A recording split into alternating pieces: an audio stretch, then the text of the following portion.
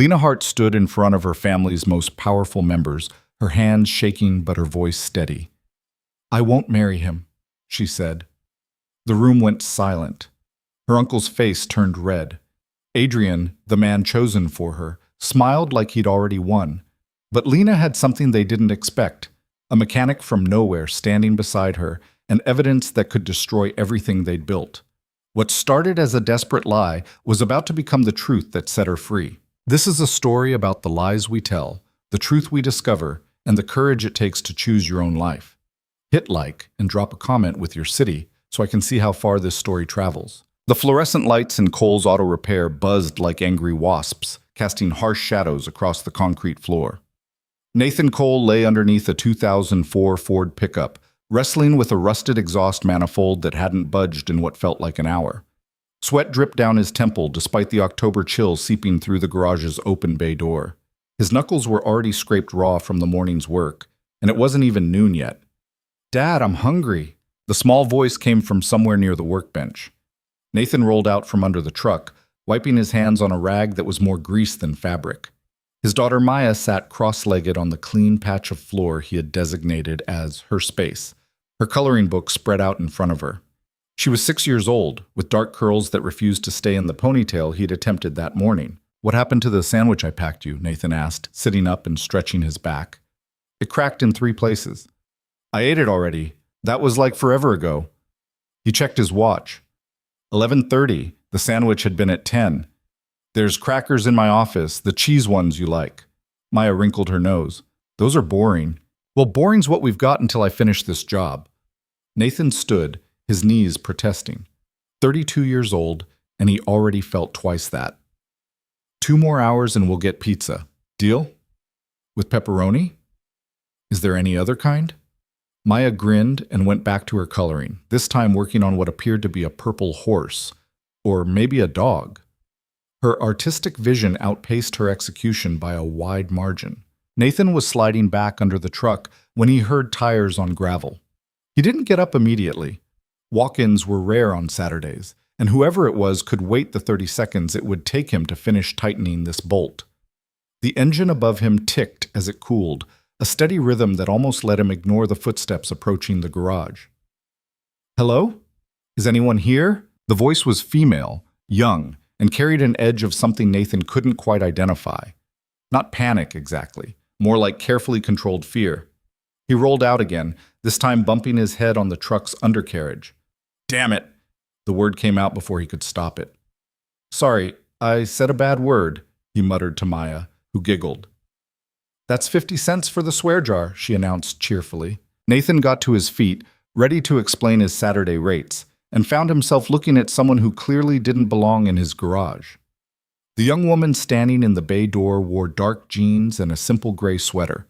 Nothing flashy, but everything about her screamed expensive. It was in the way she held herself, the quality of the leather bag slung over her shoulder, the watch on her wrist that probably cost more than his truck. She was maybe 25, with light brown hair pulled back and eyes that darted around the garage like she expected something to jump out at her. "I need help with my car," she said.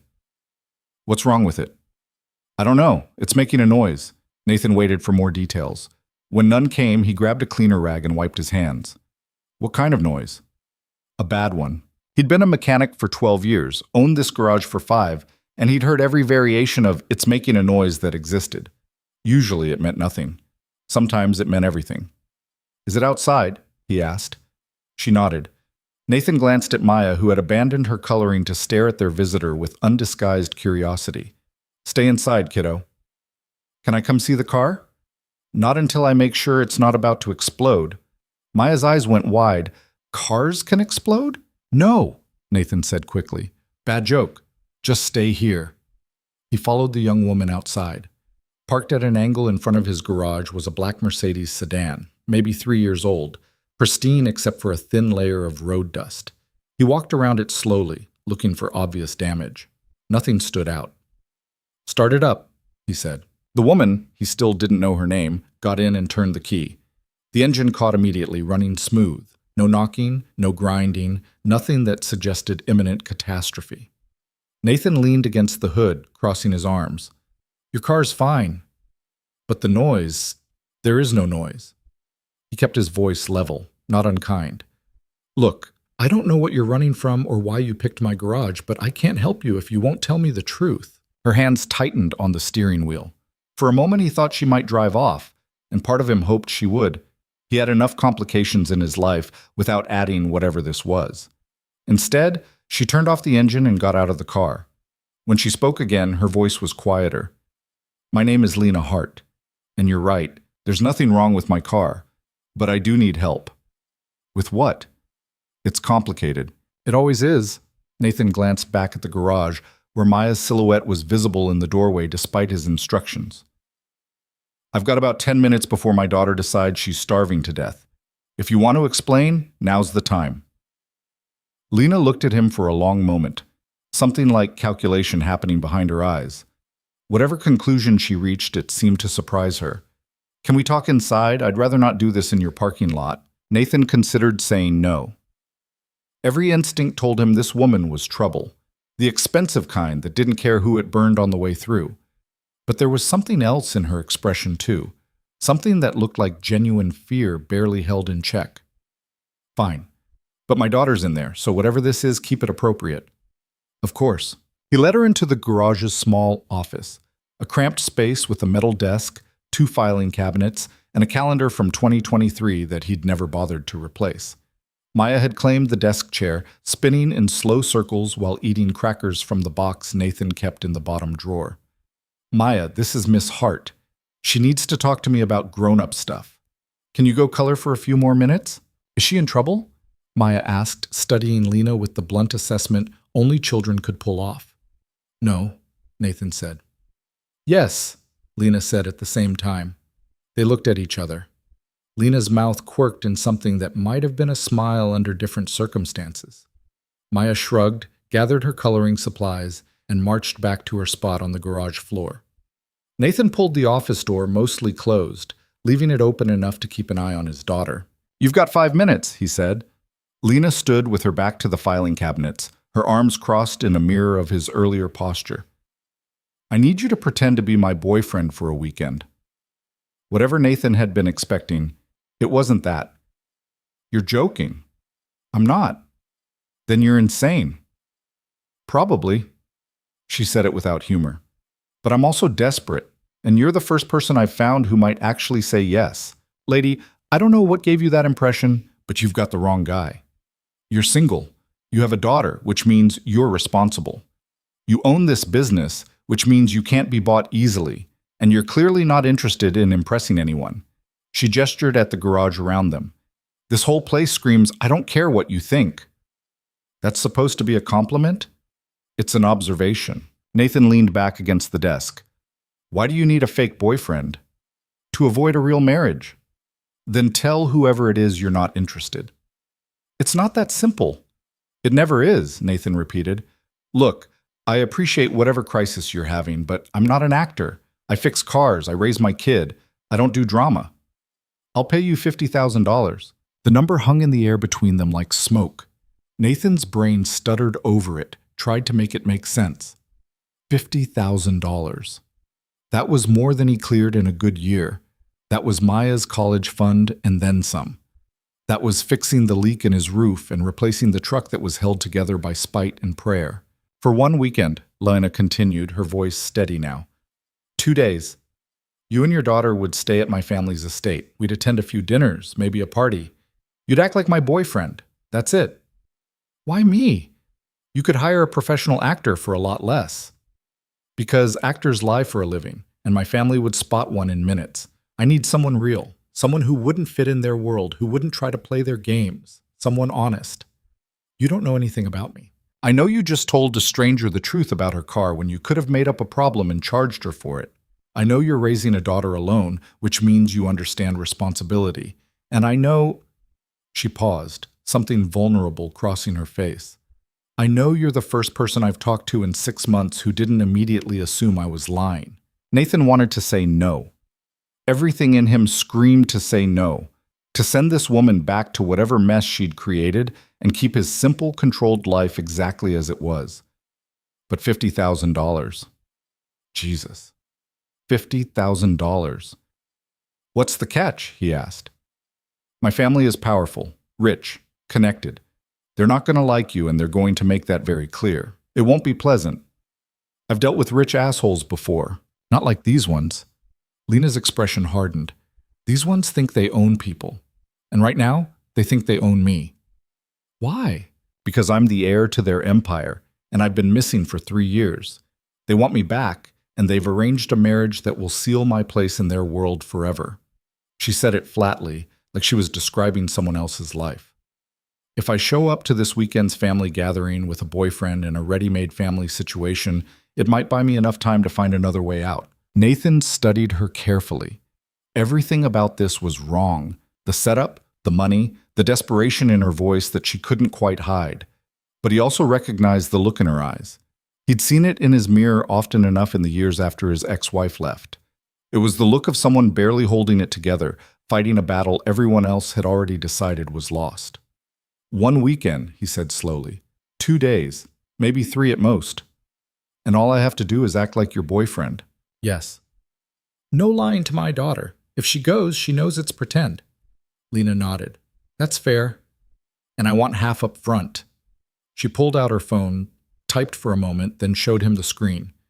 It was a banking app, a transfer screen with his name, she must have found it on the garage paperwork, and $25,000 entered in the amount field. Give me your account number and I'll send it right now. Nathan's heart was hammering. This was insane. This was absolutely insane. But Maya needed new shoes. The garage needed repairs he'd been putting off for 2 years. And maybe, just maybe, helping this scared young woman wasn't the worst thing he could do with a weekend. He gave her the account number. She hit send. His phone buzzed 30 seconds later with a notification from his bank that made him sit down in the desk chair. Holy shit, he muttered. That's $1 for the swear jar, Maya called from the garage. Lena's mouth quirked again, a little more successfully this time. When can you be ready? For what? The weekend starts Friday. We'd need to leave Thursday afternoon to make it to the estate before dinner. Nathan looked at the calendar. Today was Saturday. That gave him 5 days to figure out what he'd just agreed to. Thursday works, but I need to make arrangements for the garage. I'll cover any lost income. You're really serious about this. More than I've been about anything in a long time. Lena extended her hand. Do we have a deal? Nathan shook it. Her grip was firmer than he expected, her palm dry despite the cool weather. We have a deal, but if this goes sideways, it will, Lena said. I can almost guarantee it, but with any luck, it'll go sideways in a way that sets me free instead of locking me in place. She left after that, promising to send him details about timing and what to pack. Nathan watched her drive away, then went back into the garage where Maya was putting the finishing touches on her purple maybe horse. Who was that lady? Maya asked. Nathan sat down next to her on the concrete floor. Someone who needs help with something complicated. Is she nice? I don't know yet. Are we going to help her? He looked at his daughter, all wild curls and untied shoelaces and crayon-stained fingers. She deserved better than this garage, better than the apartment above it with the bathroom that never quite got warm and the windows that leaked in the rain. She deserved college and opportunities and choices. Yeah, Nathan said. We're going to help her. Maya nodded like this made perfect sense and went back to her drawing. Nathan stayed on the floor, trying to figure out what the hell he'd just gotten them into. The next 4 days passed in a blur of preparation and growing anxiety. Nathan closed the garage Wednesday through Sunday, putting a sign in the window that cited family emergency and giving his 2 regular customers Gary's number down the street. He packed 2 bags, one for him, one for Maya, trying to figure out what a mechanic wore to a rich person's estate, and ultimately giving up and bringing his nicest jeans and the button-down shirt he wore to parent-teacher conferences. Maya was thrilled. To her, this was an adventure, a trip to somewhere new with a mystery lady who needed their help. Nathan didn't have the heart to explain that this particular adventure involved lying to people who could probably destroy his life without much effort. Lena had sent him a detailed email with instructions, dress codes, and a brief overview of her family structure. He'd read it 3 times and still didn't fully understand who everyone was or why they mattered. There were uncles and cousins and business partners, all with overlapping roles in something called Hart Industries. The only person who stood out clearly was Adrian Westwick, The man Lena was supposed to marry. Lena's description of him had been brief. Powerful, connected, convinced he's entitled to anything he wants. Thursday afternoon arrived too quickly. Nathan was loading their bags into his truck when a black car pulled up. Not Lena's Mercedes, but a town car with a professional driver. Lena stepped out wearing dark slacks and a cream blouse, her hair down around her shoulders. She looked different than she had in the garage. More polished, but also more tense. "We'll take my car," she said. "Yours is—" She trailed off, looking at his truck with its rust spots and duct-taped side mirror. "A piece of shit?" Nathan offered. "I was going to say distinctive." "That's a nice way of putting it." Maya bounded over, backpack bouncing against her shoulders. "Are you Miss Lena? Dad said we're going to a big house." Lena crouched down to Maya's level, her expression softening in a way Nathan hadn't seen before. "That's right. It's very big and very boring, but there's a library with lots of books, and a garden you can explore if you want." "Will there be other kids?" "No, just a lot of adults who talk too much." Maya giggled. Lena smiled, and for just a moment, Nathan caught a glimpse of who she might be when she wasn't running or hiding or playing whatever game this was. The drive took 3 hours, leading them out of the small town where Nathan had spent his entire life, and into countryside that gradually became more manicured, more deliberate. They passed through towns with names like Ashford Heights and Millbrook, places where the houses sat far back from the road, and the shopping districts looked like movie sets. Maya fell asleep in the back seat an hour in. Lena drove in silence for a while before speaking. "Thank you for doing this. You're paying me $50,000. No thanks needed. Still, I know it's strange." "Strange doesn't cover it." Nathan watched the landscape roll by. "You want to tell me what I'm actually walking into?" Lena's hands tightened on the steering wheel. "My family built their fortune in manufacturing and real estate. My grandfather started it, my father expanded it, and when he died 5 years ago, it should have passed to me. But I was 20, in college, and naive enough to trust my Uncle Richard when he said he'd manage things until I was ready. Let me guess, he didn't want to give it back. Worse, he made it part of the company structure that control requires marriage to an approved partner, someone with the right connections, the right background, the right willingness to play along with their plans." She said it bitterly. "Adrian Westwick is that partner. His family owns Westwick Capital. Together, our companies would control about 40% of the commercial real estate market in 3 states. So it's a business deal. Everything's a business deal to them." Lena glanced at him.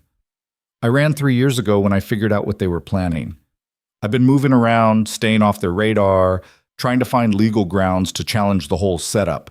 But they found me 6 months ago, and they've made it clear that if I don't come back willingly, they'll come get me." "Can they do that?" "They have resources I can't fight alone. Money, lawyers, connections. They can make my life impossible if they want to." She paused. "But if I show up with you, with Maya, with a whole life they didn't plan for me, it complicates things. It makes me harder to control." Nathan processed this. "So I'm not just a fake boyfriend. I'm a wrench in their machine." "Exactly. What happens after this weekend?" "I don't know." Lena's voice went quiet. "I'm hoping it buys me time to find another solution, or that it makes them angry enough to show their hand and give me ammunition to fight back legally, or that my grandmother steps in and puts an end to this whole thing." "Your grandmother?" "She's the real power in the family. Everyone else jockeys for position, but grandmother decides what actually happens. She's been neutral so far, waiting to see how things play out. But if I can get her on my side—" Lena didn't finish the sentence. They drove in silence after that. Nathan dozed off somewhere past Millbrook and woke to Maya shaking his shoulder. "Dad, look at the house!" He opened his eyes and immediately understood why she was excited. The Hart estate spread out before them like something from a movie. A massive stone mansion with wings extending in both directions, formal gardens, a circular driveway with a fountain in the center. It was the kind of place that existed to remind people of their place in the world's hierarchy. "Jesus Christ," Nathan muttered. $2, Maya said automatically. Lena pulled up to the main entrance where a man in actual formal livery waited. "That's Patterson. He'll take your bags to your room. Just act natural." Natural, right. Nathan got out of the car, his stomach tight. Because there's nothing unnatural about a mechanic showing up to a place like this. "That's exactly why you're here." Lena came around the car and took his hand. Her palm was cold. Ready? No. Good. Neither am I. They walked up the steps together, Maya between them holding both their hands, and Nathan Cole stepped into a world that would either save Lena Hart or destroy them both trying. Patterson opened the door, his expression professionally blank. Miss Hart, your uncle is waiting in the east drawing room. Of course he is, Lena squeezed Nathan's hand once, then let go. Let's get this over with. The inside of the house was somehow more intimidating than the outside. All marble floors and crystal chandeliers, bars, and art that probably cost more than Nathan's garage. Their footsteps echoed as Patterson led them through a hallway lined with portraits of serious-looking people in expensive clothes. Maya whispered, "They all look mean." "They probably were," Lena whispered back. The east drawing room turned out to be a large sitting area with furniture that looked too valuable to actually sit on. A man stood by the fireplace, early 50s, in a suit that probably cost what Nathan made in a month. He turned as they entered, his expression shifting from neutral to cold in the span of a heartbeat. "Lena, you're late." "Traffic was bad, Uncle Richard." Richard Hart's gaze moved to Nathan, then to Maya, assessing them the way someone might assess a stain on expensive carpet. "I see you've brought guests." "This is Nathan Cole and his daughter Maya. Nathan, my Uncle Richard." Nathan extended his hand. Richard looked at it for a moment before shaking it briefly, his grip limp and dismissive. "A mechanic," Richard said, like he was identifying a species. "How quaint." "Someone's got to keep the world running," Nathan replied evenly. Richard's expression flickered with something that might have been surprise or annoyance. "Indeed. Well, Patterson will show you to your quarters. Dinner is at 7. Formal dress." "We'll be ready," Lena said. They followed Patterson up a curved staircase to the second floor, down another hallway, and finally to a suite of rooms that was bigger than Nathan's entire apartment. There were 2 bedrooms connected by a sitting area, each with its own bathroom. "This is insane," Nathan said once Patterson had left. "This is normal for them." Lena stood in the middle of the sitting room, looking lost. "I grew up in this house, and I still can't stand it." Maya was already exploring, running from room to room with the energy of someone who'd been stuck in a car for 3 hours. She stopped in front of a large window overlooking the gardens. "It's like a castle. It's like a prison," Lena said quietly, then caught herself. "But the gardens are nice. Tomorrow we can explore them if you want." "Can I go now?" Lena looked at Nathan, who nodded. "Stay where we can see you from the window. And don't touch anything expensive." Maya bolted. Nathan watched her run across the perfectly manicured lawn, her dark curls flying behind her. "She's going to hate it here by tomorrow," he said. "So will you." Lena sat down on one of the ornate chairs, suddenly looking exhausted. "Thank you for not running when you saw this place." "I thought about it." "That makes you smarter than most people." She rubbed her temples. "Dinner's going to be worse. Richard will have gathered everyone he can to size you up and make you uncomfortable. Adrian will definitely be there. The guy you're supposed to marry. The guy who thinks he's already won." Lena looked up at Nathan. "He's going to say things designed to make you react. Don't." "I've dealt with assholes before. Not like Adrian. He's good at finding weak spots and pressing on them until something breaks." Nathan thought about this. "What's my weak spot supposed to be? That you don't belong here, that you're out of your depth, that you're not good enough for me." She said it matter-of-factly. "He'll go after Maya too if he thinks it'll get to you." Something cold settled in Nathan's stomach. "If he says one word to my daughter." "He won't directly. He's too smart for that. But he'll imply things, make comments designed to remind you that you brought her into a world where she doesn't fit." Lena stood, moved to the window. "The best thing you can do is ignore him completely. Treat him like he's furniture." "That's going to be hard if we're eating at the same table." "Everything about this weekend is going to be hard." She turned back to face him. "But if we can get through dinner tonight and the family meeting tomorrow, we might actually pull this off." Nathan wanted to ask what pulling this off actually looked like, what the endgame was beyond making her family uncomfortable. But Maya was calling from the garden, waving at them through the window, and he decided some questions could wait.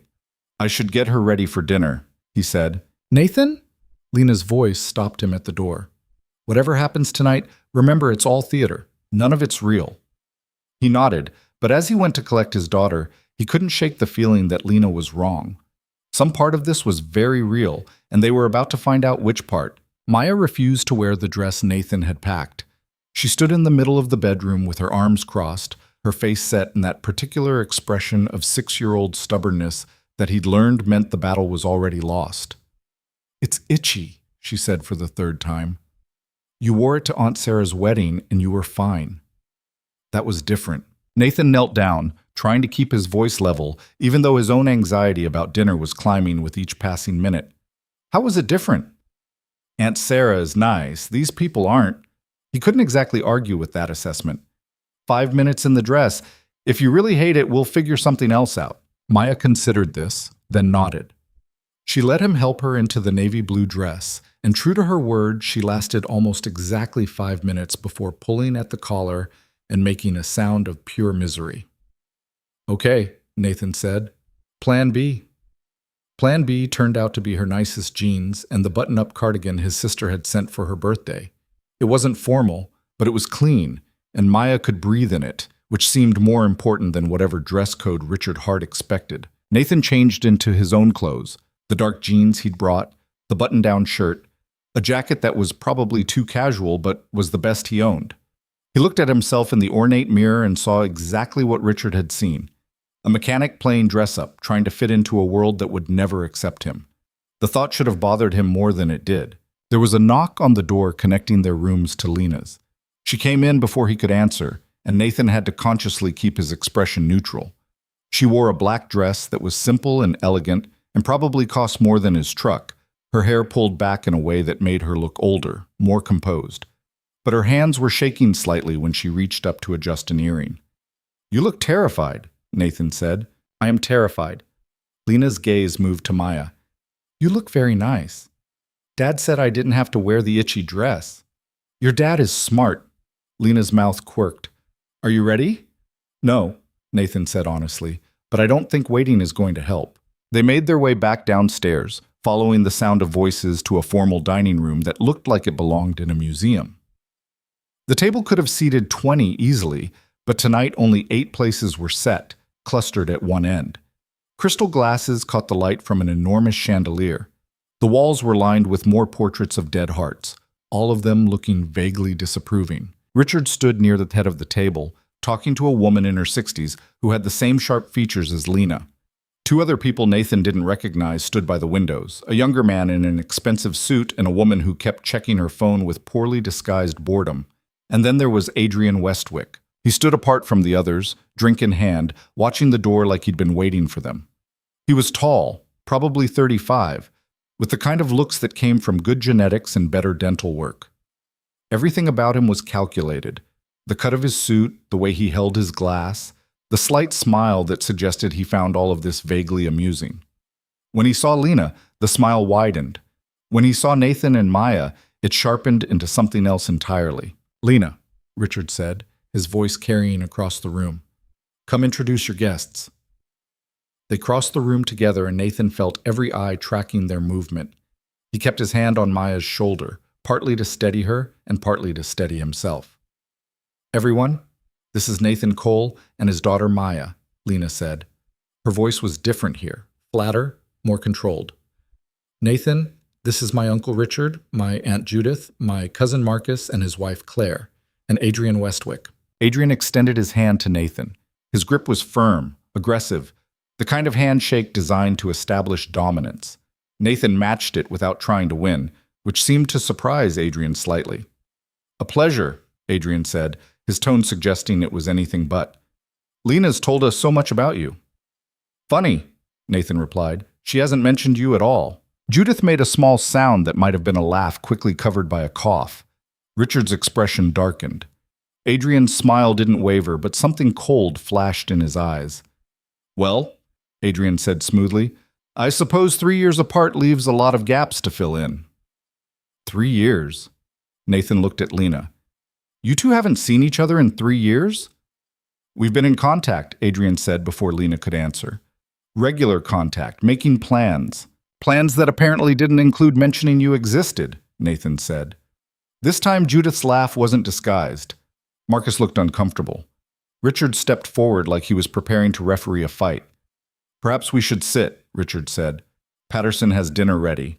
The seating arrangement was clearly designed to maximize discomfort. Nathan found himself between Judith and Claire, with Maya on his other side in a chair that was too big for her. Lena sat across from him, flanked by Richard and Adrian. Marcus was at the end, looking like he wanted to be anywhere else. Patterson and another servant began bringing out courses. Soup first, something with vegetables that Nathan didn't recognize. Maya took one look at it and whispered, "What is this?" "Fancy soup," Nathan whispered back. "Just try it." She dipped her spoon in cautiously, tasted it, and made a face that suggested she'd rather starve. Nathan caught Lena's eye across the table, and she gave the tiniest shrug, like she'd warned him this would be bad, and here was the proof. "So, Nathan," Judith said, her voice saccharine sweet, "Lena mentioned you're a mechanic? I own an auto repair shop." "How industrious." She said it like she was complimenting a child's crayon drawing. "And you raise your daughter alone? Her mother isn't in the picture. How tragic." Judith didn't sound like she thought it was tragic at all. "It must be difficult managing both a business and a child." "We manage fine. I'm sure you do." She took a sip of wine. "Though I can't imagine what drew Lena to such a different lifestyle. She grew up with every advantage, every opportunity, and now she's playing house with a mechanic in what, a small town somewhere?" Nathan felt Maya tense beside him. He put his hand over hers under the table, a silent message to stay calm. "I live in Riverside," he said evenly. "Population 8,000. We have everything we need." "How quaint," Richard said from across the table. "Though surely Lena has told you about her responsibilities here. Her place in the family business? She's mentioned it. Then you understand that this," Richard gestured vaguely at Nathan and Maya, "this situation is temporary, a phase, perhaps. Lena has obligations that supersede personal whims." "I'm not a whim," Lena said quietly. "No?" Richard's eyebrows rose. "Then what would you call disappearing for 3 years, ignoring every attempt at contact, refusing to take your rightful place in the company your father built?" "I'd call it survival." The word landed like a stone in still water. Even Adrian looked caught off guard. Richard's face went through several shades of red before settling on a dangerous calm. "That's a very dramatic way of describing a young woman's rebellion," he said. "Is it?" Lena set down her soup spoon with deliberate care. "Because from where I'm sitting, dramatic is arranging a marriage without my consent. Dramatic is changing company bylaws to force compliance. Dramatic is using private investigators to track down someone who clearly doesn't want to be found." "We were concerned for your safety," Judith said, but her voice lacked conviction. "You were concerned about control." Lena looked at each of them in turn. "The only person who ever cared about my safety is sitting in his study right now, pretending none of this is happening." "Your grandmother is elderly," Richard said. "She's not involved in day-to-day decisions anymore." Convenient. Adrian had been quiet through this exchange, but now he leaned forward, his expression carefully constructed into something resembling concern. "Lena, I understand you're angry, and you have every right to be. We should have handled things differently, been more sensitive to your feelings. But running away isn't the answer. Neither is dragging an innocent man and his daughter into our family politics." He looked at Nathan as he said this, and Nathan saw the calculation behind it. Adrian was repositioning, making himself the reasonable one, the one who cared about civilian casualties. "I'm not dragged anywhere I don't want to be," Nathan said. "No?" Adrian smiled. "Then you're here because you genuinely care about Lena? Because from my perspective, this looks like a man who's in way over his head and doesn't realize it yet."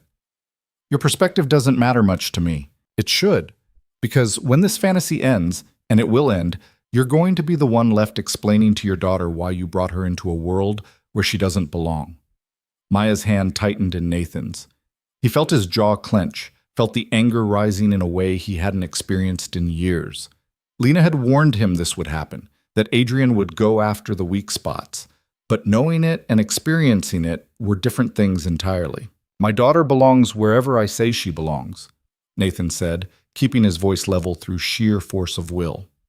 "And the only person who needs to explain anything is you. explaining why you think you have any claim on someone who clearly can't stand you.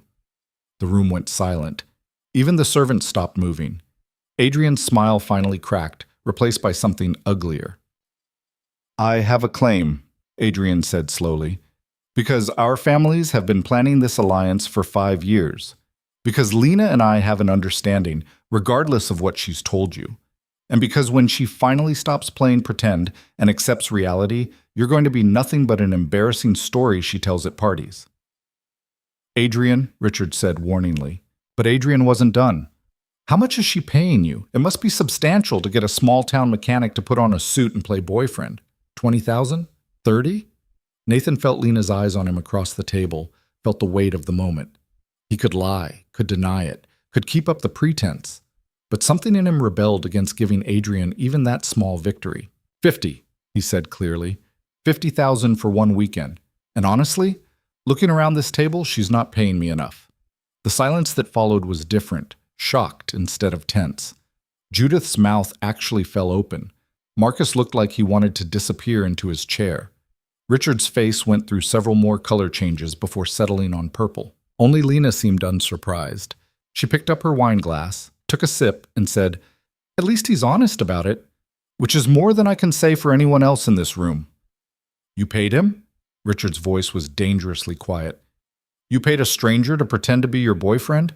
"I paid someone to help me make a point. And the point is," Lena stood up, her chair scraping against the floor, "I will do whatever it takes to avoid marrying Adrian. I will lie, manipulate, and spend every dollar I have access to. I will bring strangers into this house and make fools of all of you. Because anything, absolutely anything, is better than the future you've decided I should have." "Sit down," Richard ordered. "No." "Lena, I'm done sitting down. I'm done being polite. I'm done pretending that any of this is normal or acceptable." Her voice was shaking now, but not with fear, with rage that had clearly been building for years. "You want to talk about my responsibilities? Fine. My responsibility is to myself, to building a life that doesn't make me want to disappear. And if that means I never set foot in Hart Industries, never take up the legacy you keep throwing in my face, then so be it." She turned to Nathan and Maya. "I'm sorry. I shouldn't have brought you into this. You should go." But Nathan found himself standing too, even though every survival instinct screamed to grab Maya and run. "We're not going anywhere." "Nathan, you paid me for a weekend. You're getting a weekend." He looked at Adrian, then Richard, then each person at the table in turn. "And since we're being honest, let me add something. I don't know much about your business or your politics or your family drama, but I know what it looks like when someone's trapped. And I know what it looks like when everyone around them pretends not to notice, because acknowledging it would be inconvenient." "How dare you?" Judith started. "I'm not done." Nathan's voice cut through hers. "Lena paid me. Yeah. But you know what? At least that transaction was honest. She told me what she needed and what she'd pay for it. But all of you? You're trying to buy her whole life with guilt and obligation and these bullshit rules about family duty. So before you judge me for taking her money, maybe look at what you're trying to take from her." The silence that followed was absolute. Even the servants had frozen in place. Maya was staring up at Nathan with wide eyes, probably understanding about half of what he'd said, but definitely picking up on the tension. It was Marcus who finally spoke, his voice uncertain. "He has a point." "Stay out of this, Marcus," Richard snapped. "No, actually, I don't think I will." Marcus stood up, looking as surprised by his own actions as everyone else. "Because I've been sitting in these dinners for 5 years, listening to you plan Lena's life like she's a business asset instead of a person. And I've kept quiet because it's easier, because speaking up means becoming a target. But Claire and I—" He glanced at his wife, who nodded slightly. "We've been talking, and we think this whole thing is insane." "Marcus," Richard's voice was a warning. "She doesn't want to marry Adrian. She's made that clear in every possible way short of skywriting it. And instead of accepting that, you've doubled down, changed bylaws, tracked her across the country. Do you even hear yourselves?" Adrian's expression had gone from angry to calculating. "This is very touching, really, but let's not forget what's actually at stake here. Hart Industries needs new capital and strategic partnerships to survive the next 5 years. The merger with Westwick Capital provides both. Without it, the company your grandfather built starts dying a slow death." "Then find another way," Lena said. Sell part of the business. Take on investors. I don't care, but you don't get to use my life as collateral. Your life? Adrian's laugh was harsh. Lena, you have no idea what life actually is. You've been playing runaway for 3 years while the rest of us kept this company functioning. You want freedom? Fine. But freedom means giving up everything that comes with this family. The money, the connections, the safety net, all of it. Are you really ready for that? For the first time since the argument started, Lena hesitated. Nathan saw it in the way her shoulders tensed, the way her gaze flickered to the floor before coming back up. Adrian saw it too, and pressed his advantage. You're not. And that's fine. Most people aren't built to walk away from wealth and security. But don't pretend this is about principle when you're still cashing the trust fund checks. I haven't touched that money in 3 years, Lena said quietly. Then how have you been living? Waitressing, retail, whatever I could find that paid cash and didn't ask questions. She said it flatly. I've lived in 6 different states, 17 different apartments, always looking over my shoulder waiting for your investigators to find me. So don't lecture me about what I'm built for or what I'm willing to sacrifice. The revelation seemed to genuinely surprise Richard. You've been working service jobs? You? Yes, me. Turns out I'm capable of more than smiling at business dinners and signing whatever documents you put in front of me. This is absurd, Judith said. You could have had everything. Instead, you chose to scrub toilets and serve coffee? I chose to own my own life, even if that life was small and hard and nothing like what you planned. Lena's voice was steady now. And I'd do it again in a heartbeat rather than spend one day married to Adrian. Adrian's carefully constructed calm finally cracked completely. He stood, his chair tipping backward. Fine. You want to throw away your future? Do it. But when you come crawling back, and you will, don't expect the same terms. This offer expires the moment you walk out of here. Good, Lena said. You're making a mistake. I've made plenty of mistakes. At least this one's mine. Adrian looked at Nathan, something vicious in his expression. And you think you're the hero here? You're just a convenient prop. The moment this arrangement ends, she'll forget you existed. Nathan thought about this, about the truth of it. Adrian was probably right. Once the weekend was over and Nathan went back to his garage and his real life, whatever this was would fade into nothing. Lena would move on to whatever came next, and he'd be a footnote in a story he barely understood.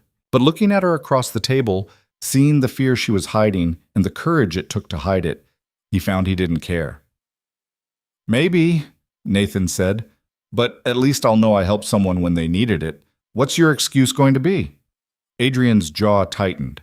For a moment, Nathan thought he might actually throw a punch. Instead, he grabbed his jacket from his chair and walked out without another word.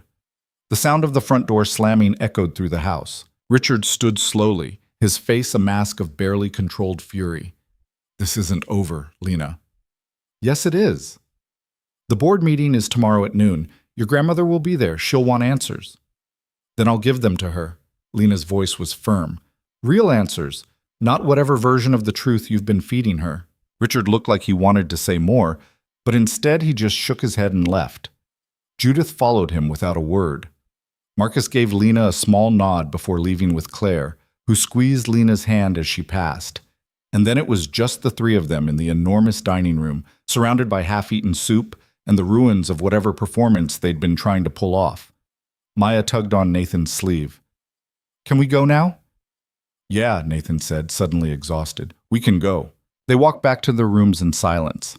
Patterson materialized from somewhere to inform them that breakfast would be available from 7 to 9, as if nothing unusual had just happened. Nathan thanked him and closed the door, leaning against it and trying to process what had just occurred. Lena stood in the middle of the sitting room, her arms wrapped around herself. I'm sorry. I shouldn't have. I didn't mean for it to explode like that. Was any of that part of the plan? No. The plan was to make it through dinner without bloodshed. She laughed, but it sounded broken. I guess I failed. Maya was already in her pajamas, exhausted from the day and the dinner and the adult emotions she couldn't quite parse. Nathan tucked her into bed, and she was asleep before he finished reading the first page of the book she'd brought. When he came back to the sitting room, Lena was still standing in the same spot. You should sit down, Nathan said. If I sit down, I'll fall apart. Maybe you need to fall apart. Not yet. She took a shaky breath. The board meeting is tomorrow. Grandmother will decide everything then. If I can convince her that I'm serious, that I won't back down, she might actually side with me. She's the only one with enough power to override Richard and the others. And if she doesn't, then I'm out of options. Lena finally moved, sitting on the edge of one of the ornate chairs.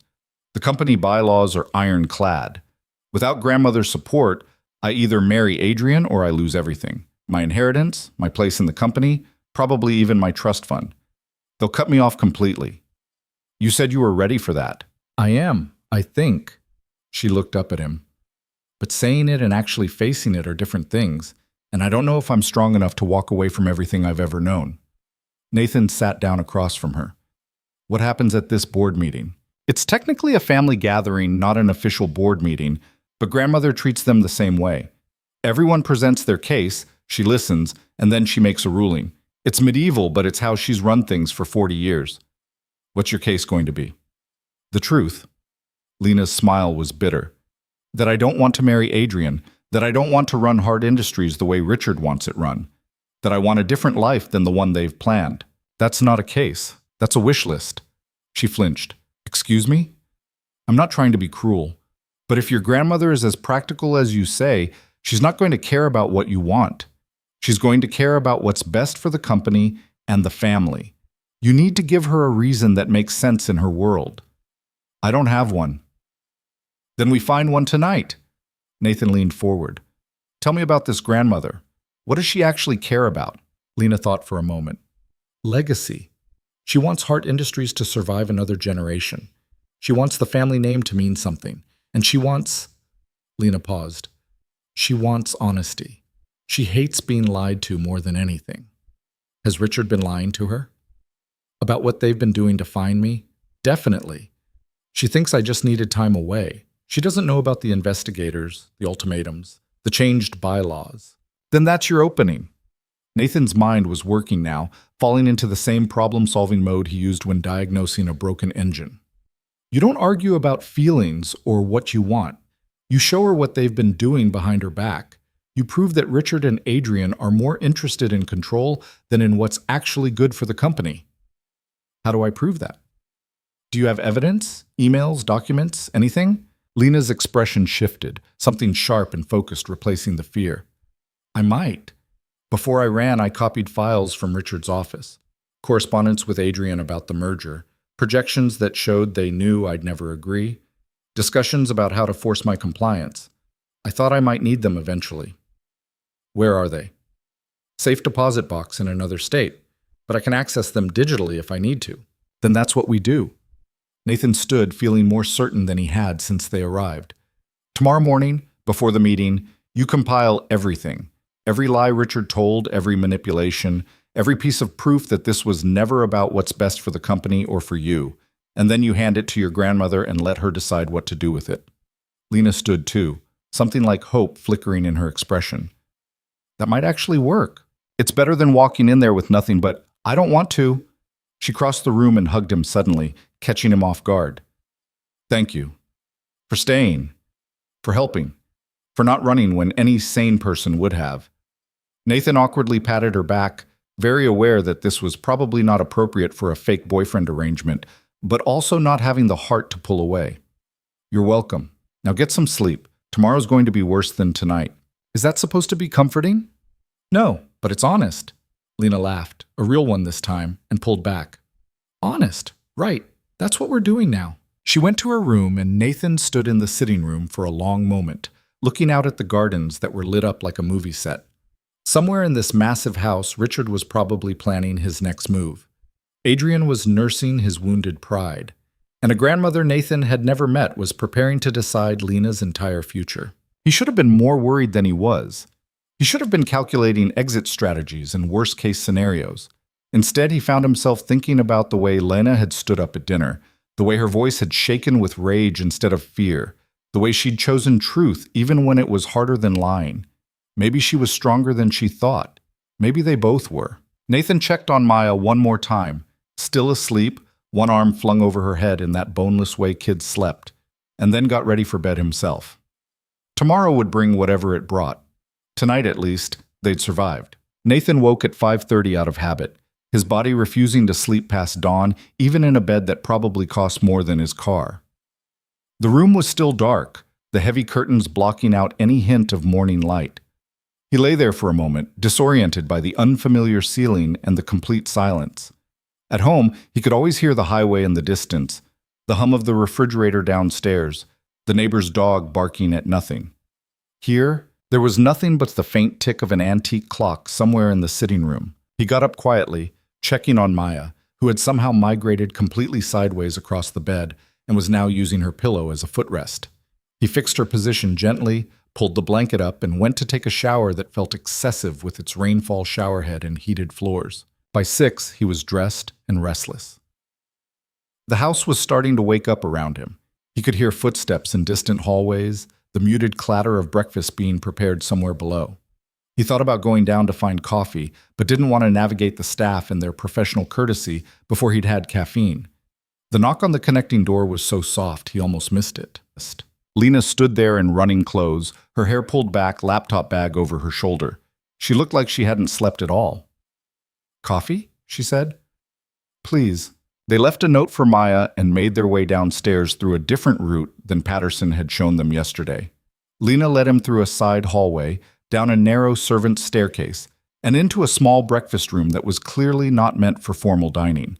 It had windows overlooking the east gardens and furniture that actually looked comfortable. A coffee pot sat on a sideboard, already full. Lena poured 2 cups while Nathan stood by the window, watching the sun start to break through the trees. "Did you sleep?" he asked. "A few hours." She handed him a cup and sat down at the small table, opening her laptop. "I've been compiling the files. Want to see?" Nathan sat across from her. The screen showed a folder with dozens of documents, emails, memos, legal documents with sections highlighted. Even from a quick glance, he could see the pattern. Richard coordinating with Adrian months before Lena disappeared. Discussions of managing Lena's expectations.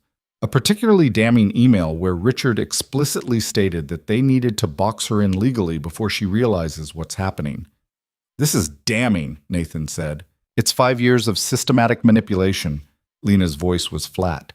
"They started planning this when I was still in college, before my father died." "Did your father know?" "I don't think so. He died suddenly. Heart attack in his office. By the time I came home from school, Richard had already stepped in as interim CEO, and he never stepped back out." She scrolled through more files. "I trusted him. He was my father's brother, and I thought he was helping me. I signed things I didn't read.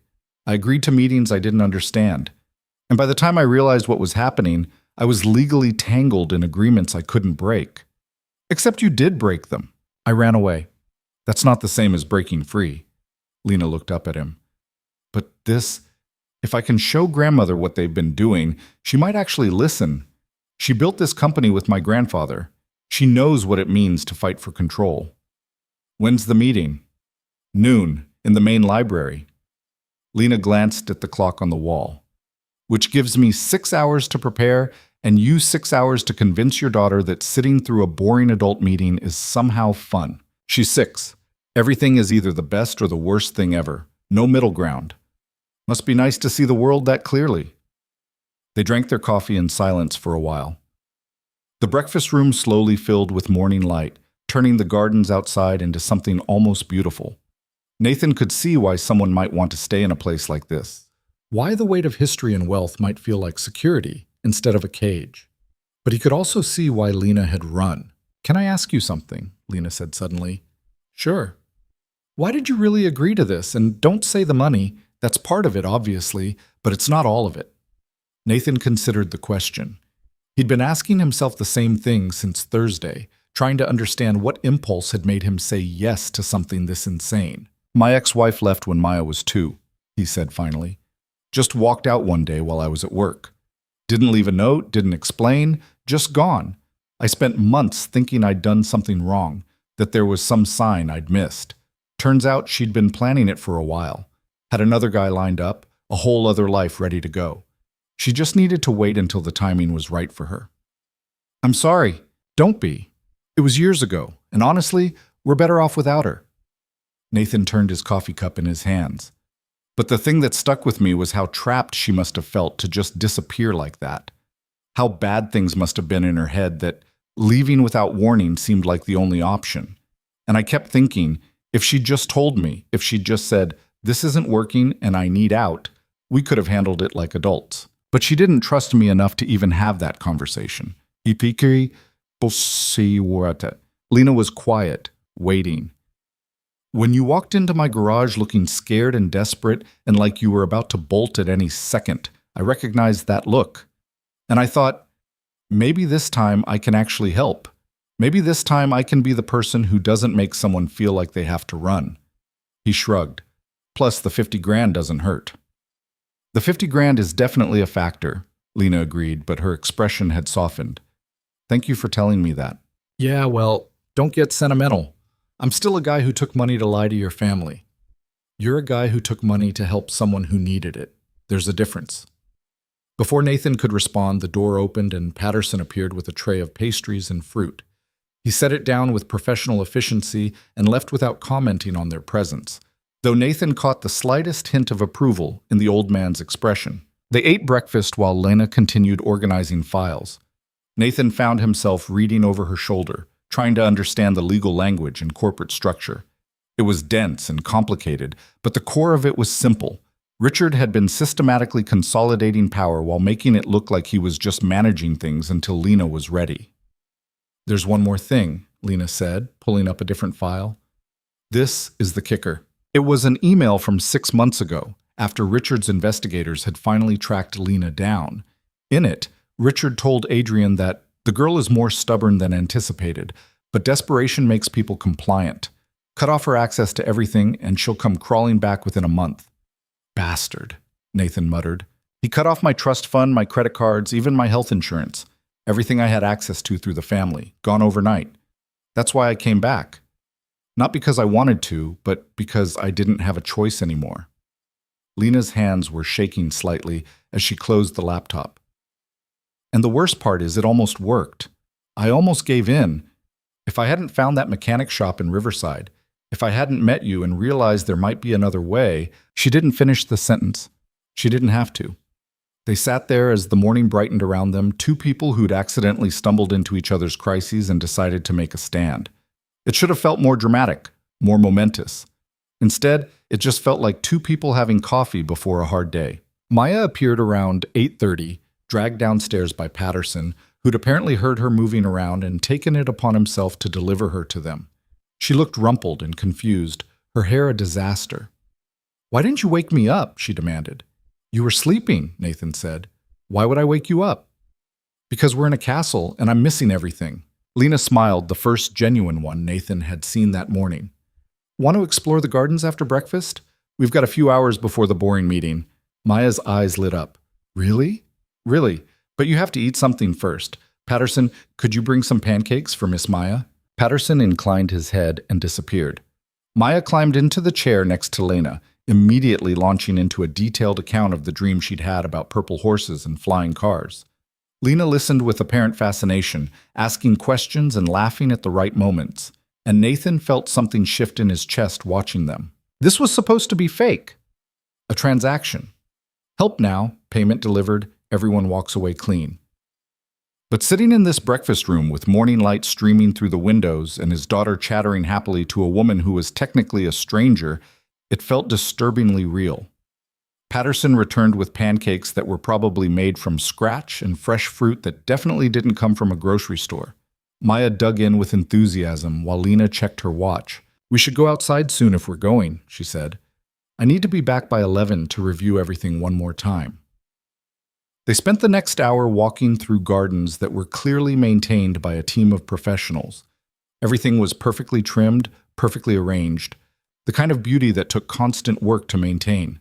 Maya ran ahead, exploring paths and examining flowers, while Nathan and Lena followed at a slower pace.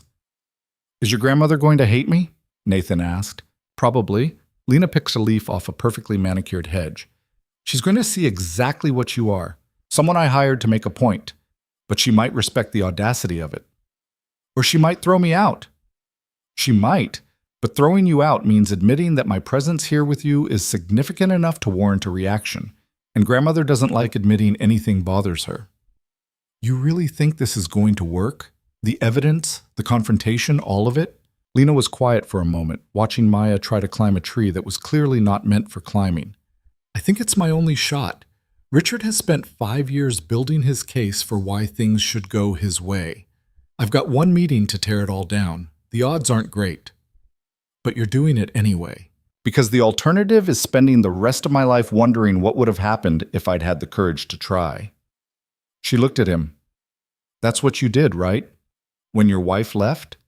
You could have given up, let the garage fail, let everything fall apart. But you didn't. I had Maya to think about. That makes the choice easier. Does it? Or does it make it harder, knowing that your choices affect someone who depends on you completely? Nathan thought about this. Both, I guess. It's easier because you don't have the luxury of falling apart, but it's harder because every decision carries more weight. They walked in silence after that, following Maya as she discovered a fountain with fish in it and spent 10 minutes trying to count them all. The morning was cool but pleasant, the kind of October day that felt borrowed from September. Nathan tried to imagine living here permanently, surrounded by this much space and beauty and isolation. It made his small apartment above the garage feel claustrophobic by comparison, but also more real, more his. At 10:30, they headed back inside. Lena needed to change and review her materials. Nathan needed to figure out how to keep Maya entertained during a meeting that would probably be both boring and tense. Patterson can watch her if you want, Lena offered as they climbed the main staircase. No offense to Patterson, but I'm not leaving my daughter with a stranger in a house full of people who already hate me. Fair point. Lena paused outside her door. The library has children's books. She can read while we talk. It'll be fine. Nathan wanted to believe her, but the knot of anxiety in his stomach suggested otherwise. He changed into the same clothes from last night, still his best option, and helped Maya into a clean shirt and the jeans she'd worn yesterday. She'd brought 3 books from home and clutched them like a shield as they left the room. The walk to the library felt longer than it should have. The house seemed to stretch and rearrange itself, hallways appearing that Nathan didn't remember from yesterday.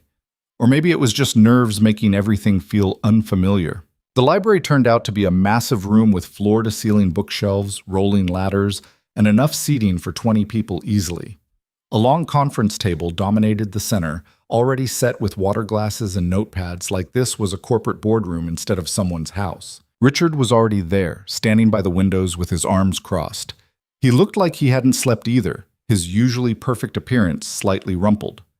Adrian sat at the table, scrolling through his phone with practiced disinterest.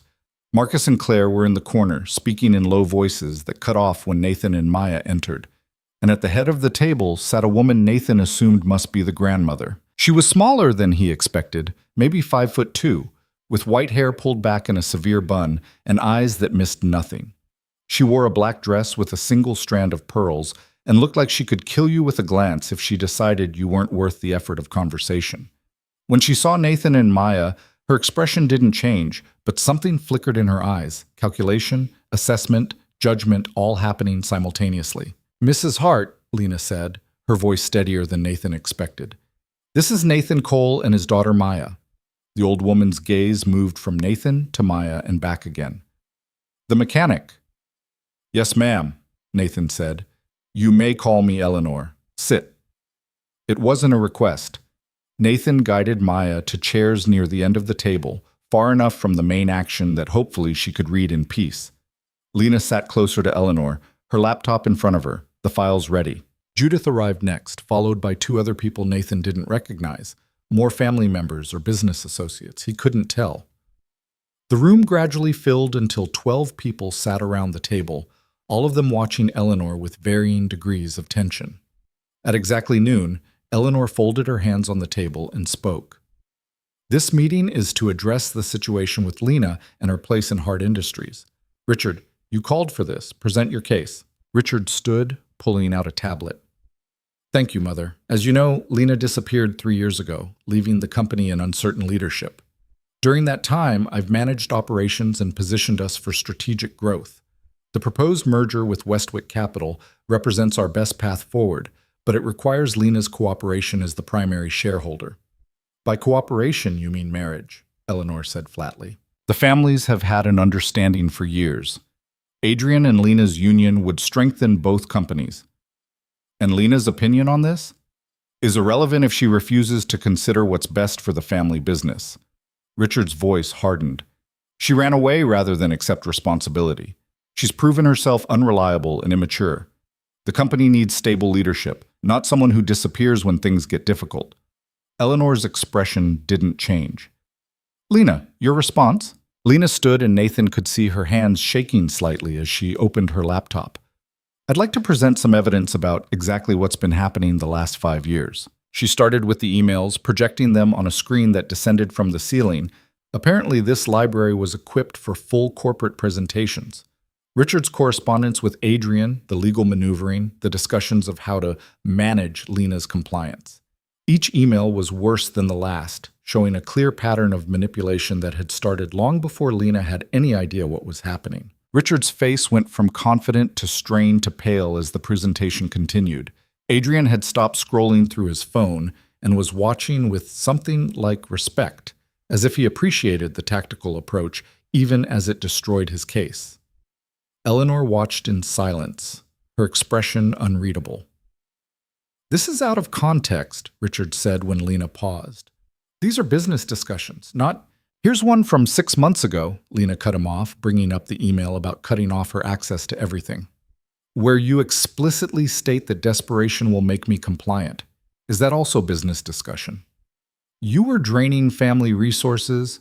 I was working as a waitress in Missouri. I hadn't touched the trust fund in 2 years. You cut me off to punish me, not to protect anything. The room was silent except for the soft hum of the projector. Maya had abandoned her book to watch, clearly sensing that something important was happening even if she didn't understand the details. Eleanor raised one hand slightly, and everyone stopped talking. Richard, did you implement the bylaw changes without board approval? Richard hesitated just long enough to condemn himself. It was an emergency measure. Did you or did you not change the company bylaws requiring spousal approval for majority control without bringing it to a full board vote? The board was you, me, and Lena at the time. You were recovering from surgery and Lena was... So you acted unilaterally, after I specifically told you that no major structural changes were to be made without full board consensus. Eleanor's voice hadn't risen, but the temperature in the room seemed to drop. Interesting. Mother, if you'll just let me explain... I believe I've heard enough explanation. Eleanor turned to Lena. And the mechanic? Where does he fit into this? Lena glanced at Nathan, something apologetic in her expression. I hired him to pretend to be my boyfriend for the weekend, to show that I had a life outside of your plans, to make the point that I'm not a chess piece you can move around the board. How much did you pay him? $50,000. Eleanor's eyebrows rose fractionally, the first real reaction Nathan had seen from her. That's a substantial amount for a performance. It's a substantial problem I'm trying to solve, Lena said. Eleanor looked at Nathan directly for the first time. And you, Mr. Cole, you took money to lie to a family you don't know about a relationship that doesn't exist. What do you have to say for yourself? Every eye in the room turned to Nathan. He felt Maya's hand slip into his under the table, a small anchor of reality in a moment that had spiraled far beyond anything he'd anticipated. I took the money because I needed it, Nathan said honestly, and because she asked for help, and I thought I could provide it. But if I'm being completely honest, I'd probably do it for free at this point because watching you people try to control someone who clearly wants nothing to do with you is exhausting, and someone should be on her side. Adrian laughed, a sharp bark of sound. Well, at least he's direct. Direct and accurate, Marcus said quietly from his corner. Claire nodded in agreement. Eleanor studied Nathan for a long moment. You have a daughter to support and a business to run.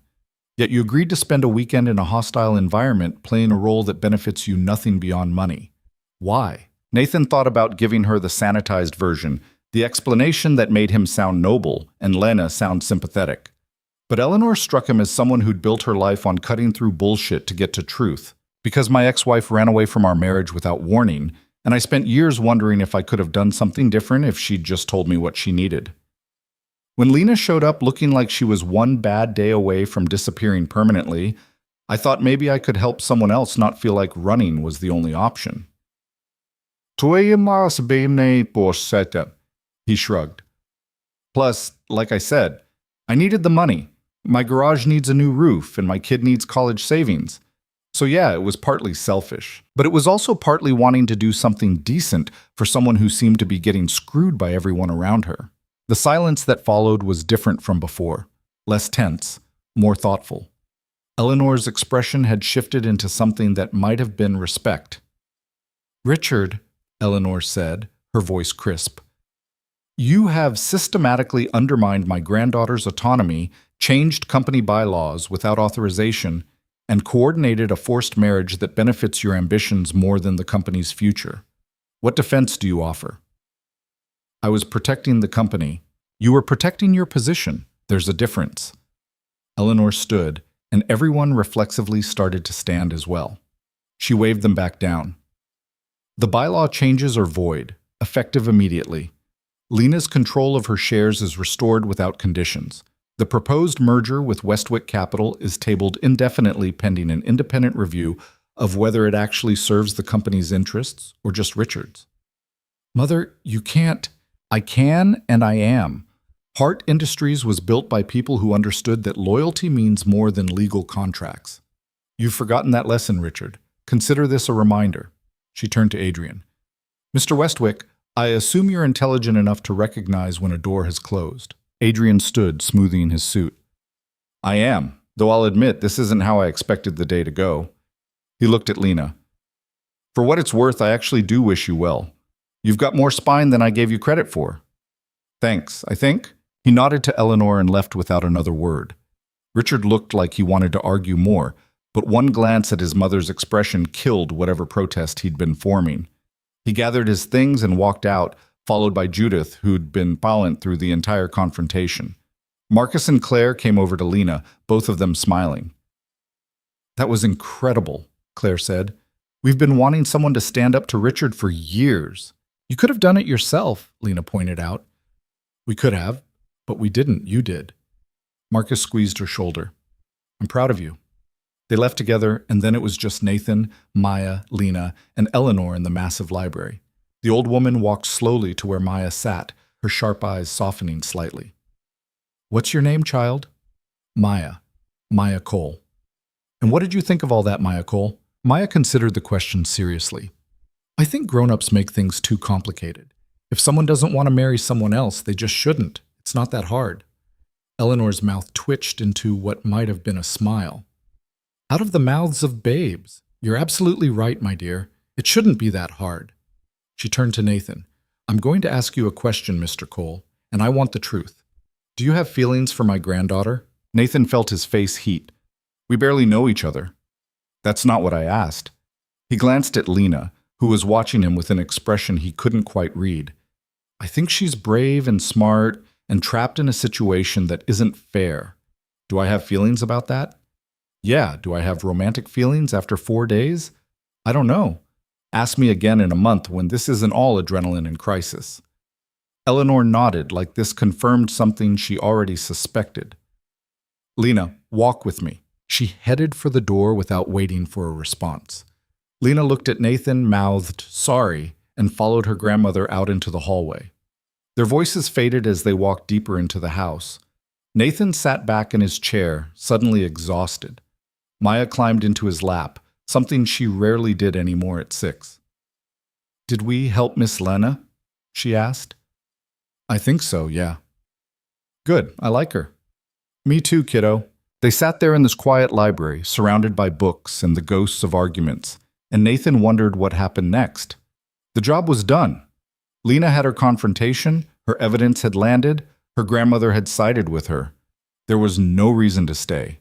They could pack up, drive home, and return to their normal lives while Lena figured out what to do with her newfound freedom.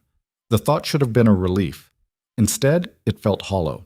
Lena returned 20 minutes later, her expression unreadable. "Grandmother wants us to stay for dinner, a proper family dinner, not last night's disaster. She says she wants to get to know you better." "Why?" "Because apparently I talk about you like you matter, and she's curious whether that's real or just part of the performance." "What did you tell her?" Lena sat down across from him, her hands folded on the table. "I told her I don't know yet, that this whole thing started as a transaction, but somewhere along the way it became something else. And that I'm terrified because I don't know how to tell what's real anymore when everything's been performance for so long. Nathan felt something tighten in his chest. Lena, you don't have to say anything. I know this wasn't part of the deal, but I wanted to be honest, at least with her, at least with myself. She looked at Maya, who was back to reading her book. Stay for dinner, please. And then if you want to leave tomorrow, I'll understand. He should say no. He should pack up Maya and drive home and put distance between himself and this complicated woman with her complicated life. He should take his $50,000 and be grateful he got out clean. One dinner, Nathan said, but Maya picks what she wears and I'm not putting on a tie. Lena's smile was small but genuine. Deal. The afternoon stretched out in a strange kind of limbo. The meeting had ended, the confrontation was over, but nobody seemed to know what came next. Nathan took Maya back to their rooms, expecting Lena to disappear into whatever came after winning a battle like that, but she followed them upstairs and sat on the edge of the sitting room couch, like she didn't want to be alone. You should probably rest on the... Probably rest, Nathan said. That was intense. If I rest, I'll think. If I think, I'll spiral. Lena looked at Maya, who was arranging her stuffed animals on the other couch in some elaborate scenario that made sense only to her. Can we just do something normal? Something that has nothing to do with family drama or corporate politics? Define normal. I don't know. What would you be doing if you were home right now? Nathan checked his watch. 2 p.m. on a Friday. Probably finishing up a break job and arguing with Maya about whether ice cream counts as lunch. It does count, Maya said without looking up from her toys. See? Lena's smile was tired but real. Smart kid. Is there ice cream here? In a house this size? There's probably an entire ice cream parlor somewhere. They found Patterson in the hallway and asked. He didn't even blink at the request, just led them down to a kitchen that was bigger than Nathan's entire garage. Industrial stoves, multiple refrigerators, counters that gleamed like they'd never been used, even though Nathan could smell bread baking somewhere. The freezer contained at least 15 different flavors of premium ice cream, the kind that came in small containers and cost more per pint than Nathan usually spent on groceries for a week. This is insane, Nathan muttered, staring at the options. This is Thursday, Patterson said calmly. Mrs. Eleanor has very specific opinions about ice cream inventory. Maya chose chocolate chip. Lena went with something called salted caramel truffle. Nathan picked vanilla because at least that was familiar. And they sat at the kitchen island eating ice cream at 2 p.m, like the morning's confrontation hadn't just rearranged someone's entire life. My grandmother liked you, Lena said after a while. How can you tell? She didn't have you removed from the property. That's a good sign. The bar is low in this family. You have no idea. Lena turned her spoon slowly in the ice cream, not really eating it.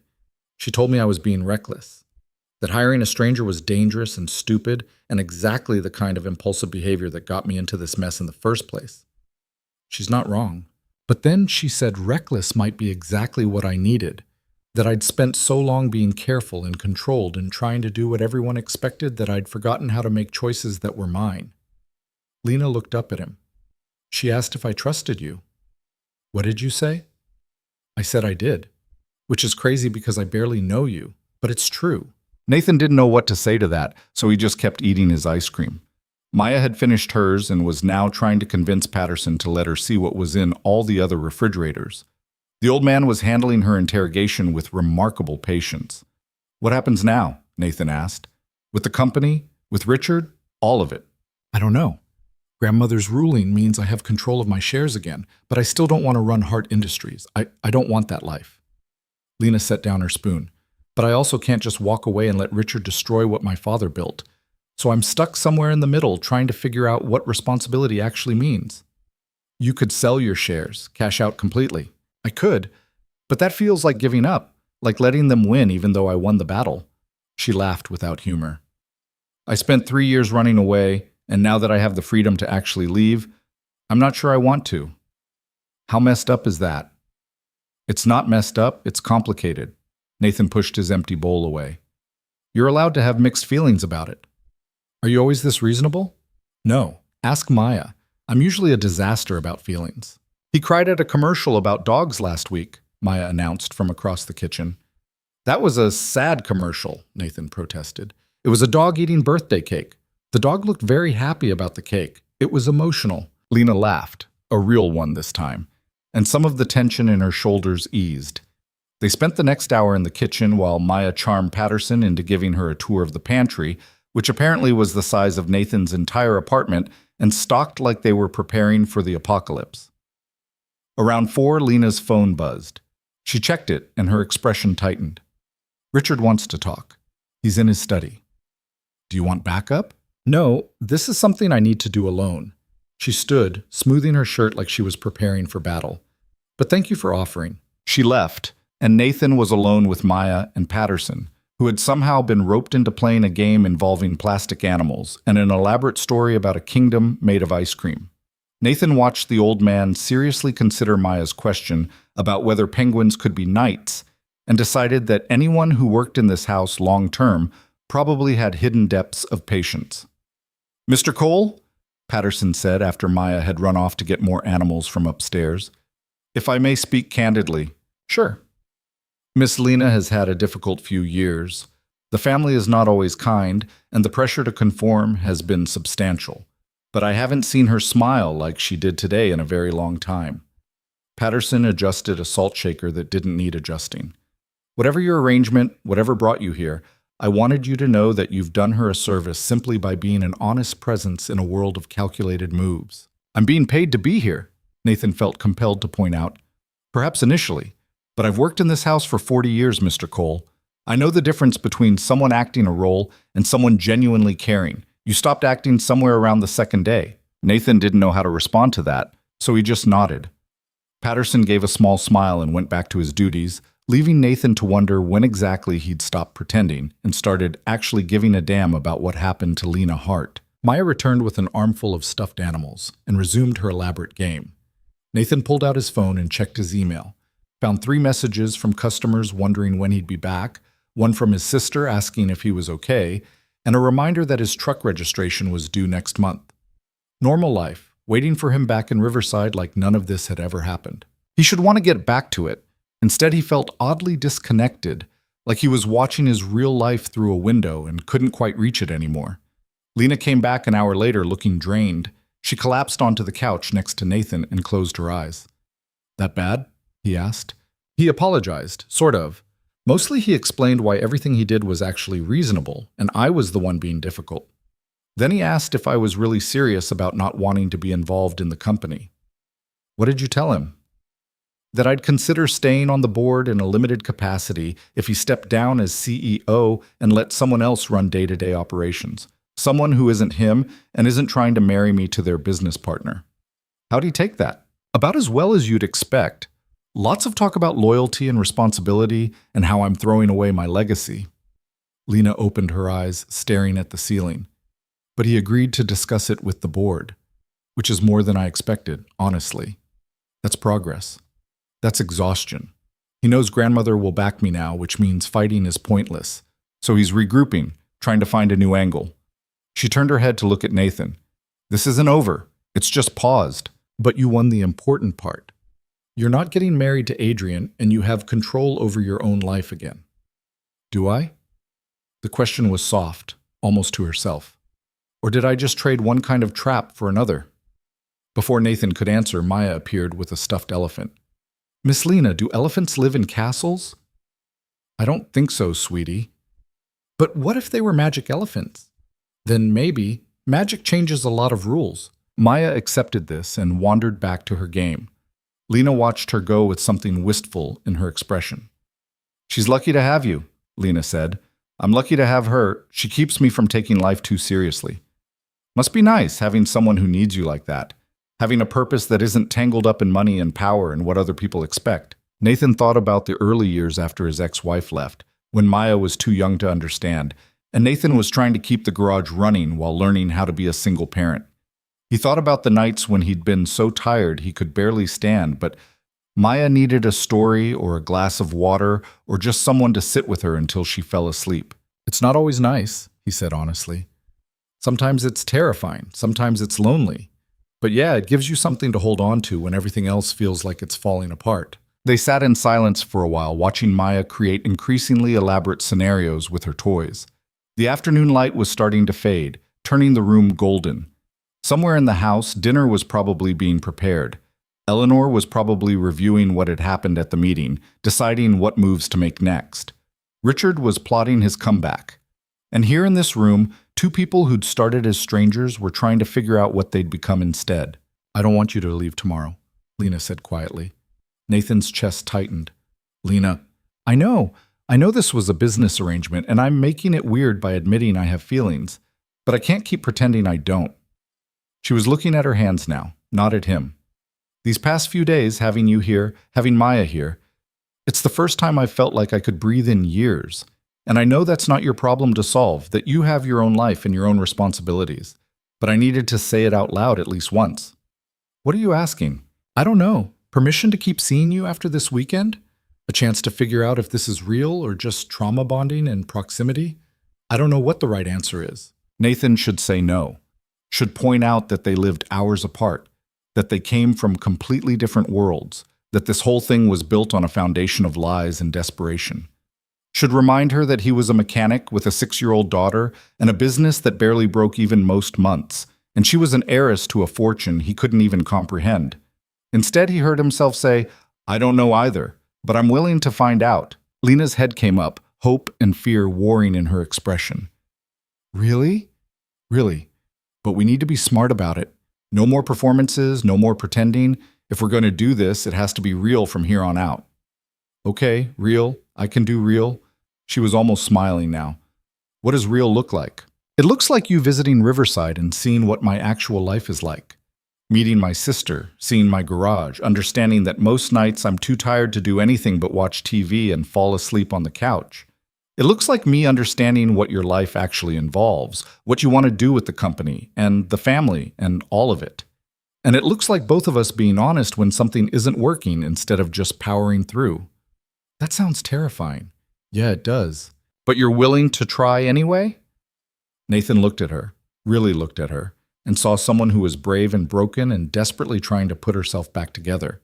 Saw someone who'd fought for her freedom and won, but didn't quite know what to do with the victory.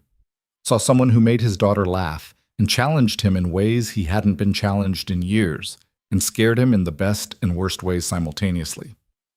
"Yeah," he said. "I'm willing to try." Lena crossed the small distance between them on the couch and kissed him. It was tentative at first, questioning, and Nathan answered by pulling her closer. It wasn't the kind of kiss you saw in movies. It was awkward and uncertain and tasted like salted caramel ice cream. It was also the most honest thing that had happened between them since she'd walked into his garage 5 days ago. "Ooh," Maya said from across the room. "Grown-ups are gross." They broke apart, both of them laughing. Lena's cheeks were flushed, her eyes bright. Nathan felt like he'd just made either the best or worst decision of his life and wouldn't know which for months. "Sorry, kiddo," he called to Maya. "Sometimes grown-ups are gross." "Super gross," Maya confirmed, but she was grinning. The dinner that night was different from the disaster 2 days before. Eleanor presided at the head of the table, but the atmosphere was less formal, less hostile. Richard wasn't there. Apparently he'd claimed a headache and taken dinner in his study. Judith had also absented herself. But Marcus and Claire came, and they brought an ease to the conversation that had been missing before. Eleanor asked Nathan about his garage, about growing up in Riverside, about his plans for Maya's future. They were pointed questions, but not unkind, and Nathan found himself answering honestly because lying to this woman seemed both impossible and stupid. "You're not what I expected," Eleanor said over dessert, some kind of chocolate thing that probably had a French name Nathan couldn't pronounce. "What did you expect? Someone taking advantage, someone who saw an opportunity and grabbed it without considering the consequences." She set down her fork with precise care. "But you're not that. You're just a man trying to do right by his daughter and accidentally got tangled up in my family's mess. With respect, ma'am, I took $50,000 to lie to you. That's not exactly noble." "No, but you were honest about it when confronted. That counts for something." Eleanor turned to Lena. "Have you told him about the trust fund reinstatement?" Lena nearly choked on her wine. "Grandmother, you're going to need resources if you're going to challenge Richard's management of the company. I've instructed the lawyers to restore your full access. Consider it retroactive hazard pay for surviving this family. I don't want the money. Then donate it, invest it, burn it for all I care. But you'll have access to what's rightfully yours. Eleanor's tone suggested this wasn't open for debate. And Mr. Cole, I assume you'll be returning to your garage on Monday? That's the plan. Lena will need someone trustworthy to talk to as she navigates what comes next. Someone outside this family who doesn't have an agenda. I trust you'll be available for that role? Nathan looked at Lena, who was staring at her grandmother like she couldn't quite believe what she was hearing. If she wants me to be, yeah. Good. Then we understand each other. The rest of dinner passed in relative peace. Maya charmed everyone by falling asleep in her chair before dessert was finished, her head tilted back and mouth slightly open. Nathan carried her upstairs while Lena said goodnight to her grandmother and promised to have breakfast with her before they left. He tucked Maya into bed, still fully dressed except for her shoes, and stood there for a moment watching her sleep. This whole weekend had been insane, but at least she'd enjoyed the adventure. That counted for something. Lena knocked softly and came in, standing next to him in the dark room. Is she okay? She's fine. Too much ice cream and excitement. The dangerous combination. Lena's hand found his, their fingers interlacing. Thank you for staying, for dinner, for all of it. You already thanked me. I know, but I mean it. They stood there in the quiet, not saying anything, just being present. It should have felt awkward or forced, but instead it felt right in a way Nathan hadn't experienced in years, like something had settled into place that he hadn't realized was off-kilter. I should let you get some sleep, Lena finally said. Tomorrow's going to be long. Grandmother wants a full debrief at breakfast, and then there's the drive home. What are you going to tell her? The truth. That I'm not sure what I want yet, but I know what I don't want. That I need time to figure out who I am when I'm not running or fighting or performing. That I'm grateful she took my side but terrified of what comes next. That's a lot of truth. She asked for it. Besides, I'm done lying, even when it's easier. Nathan walked her to the connecting door. For what it's worth, I think you're going to figure it out. Maybe not tomorrow or next week, but eventually. How do you know? Because you're stubborn enough to not give up and smart enough to ask for help when you need it. That's a good combination. Lena smiled, but it was sad around the edges. I really don't want this weekend to end. It doesn't have to, not completely. No. But it changes. We go back to real life, and real life is complicated. Real life is always complicated. Doesn't mean it's not worth trying. She kissed him goodnight, softer than before, and disappeared into her room. Nathan got ready for bed, his mind too full to settle. He lay there in the dark, listening to Maya's soft breathing from the other room and the house creaking around them, and tried to figure out what he'd just agreed to. Dating Lena, because that's what this was, apparently, meant navigating worlds that didn't usually touch. It meant explaining to his sister why he was driving 3 hours to see someone who lived in a different universe. It meant figuring out how to introduce Maya to someone who might not stick around, which was a risk he'd avoided for 6 years because the cost of being wrong was too high. But it also meant having someone who understood what it meant to fight for something that mattered. Someone who'd seen him at his most uncomfortable and hadn't judged him for being out of place. Someone who made him think about possibilities beyond the narrow path he'd carved for himself. He must have fallen asleep eventually because the next thing he knew, Maya was jumping on his bed and sunlight was streaming through the windows. Dad, wake up! Patterson said there's waffles for breakfast and I get to pick the toppings. Nathan groaned and checked his watch. 7:30. Give me 10 minutes to shower. 5 minutes. The waffles will get cold. 10. Cold waffles never killed anyone. He dragged himself out of bed and into the shower, letting the too fancy water pressure wake him up. By the time he was dressed, Maya had already disappeared downstairs in search of Patterson and promised waffles. He found them in the small breakfast room from yesterday, Lena, Maya, and Eleanor, with Patterson overseeing a waffle station that looked like it belonged in a restaurant. Maya was explaining her topping philosophy with the seriousness of a scholar, and Eleanor was listening like this was the most important conversation she'd had in years. Dad, Maya waved him over. Mrs. Eleanor says I can have chocolate chips and strawberries. That's very generous of Mrs. Eleanor. It's Eleanor, the old woman corrected. And the child makes a compelling argument for maximalist waffle toppings. They ate breakfast together, the conversation light and easy. Eleanor asked Maya about school and her favorite books, and whether she wanted to see the horses in the stable before they left. Maya's eyes went wide at that last one, and suddenly, departure was delayed by an impromptu tour of stables that housed 3 horses and a pony that looked older than Nathan. "That's Clementine," Eleanor said, watching Maya very carefully approach the pony. "She was Lena's when she was about your age." "Really?" Maya looked at Lena with new respect. "You had a pony?" "For about 6 months before I decided I was terrified of horses," Lena admitted.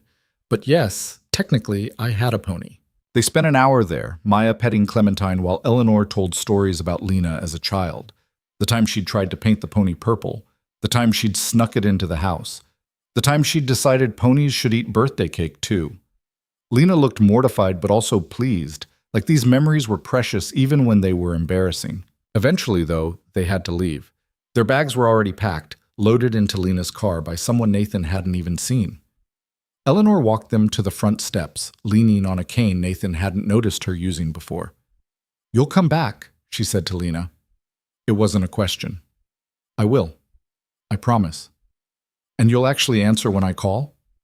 "Most of the time." Eleanor smiled, and for just a moment, Nathan saw where Lena had gotten her steal. "Good enough.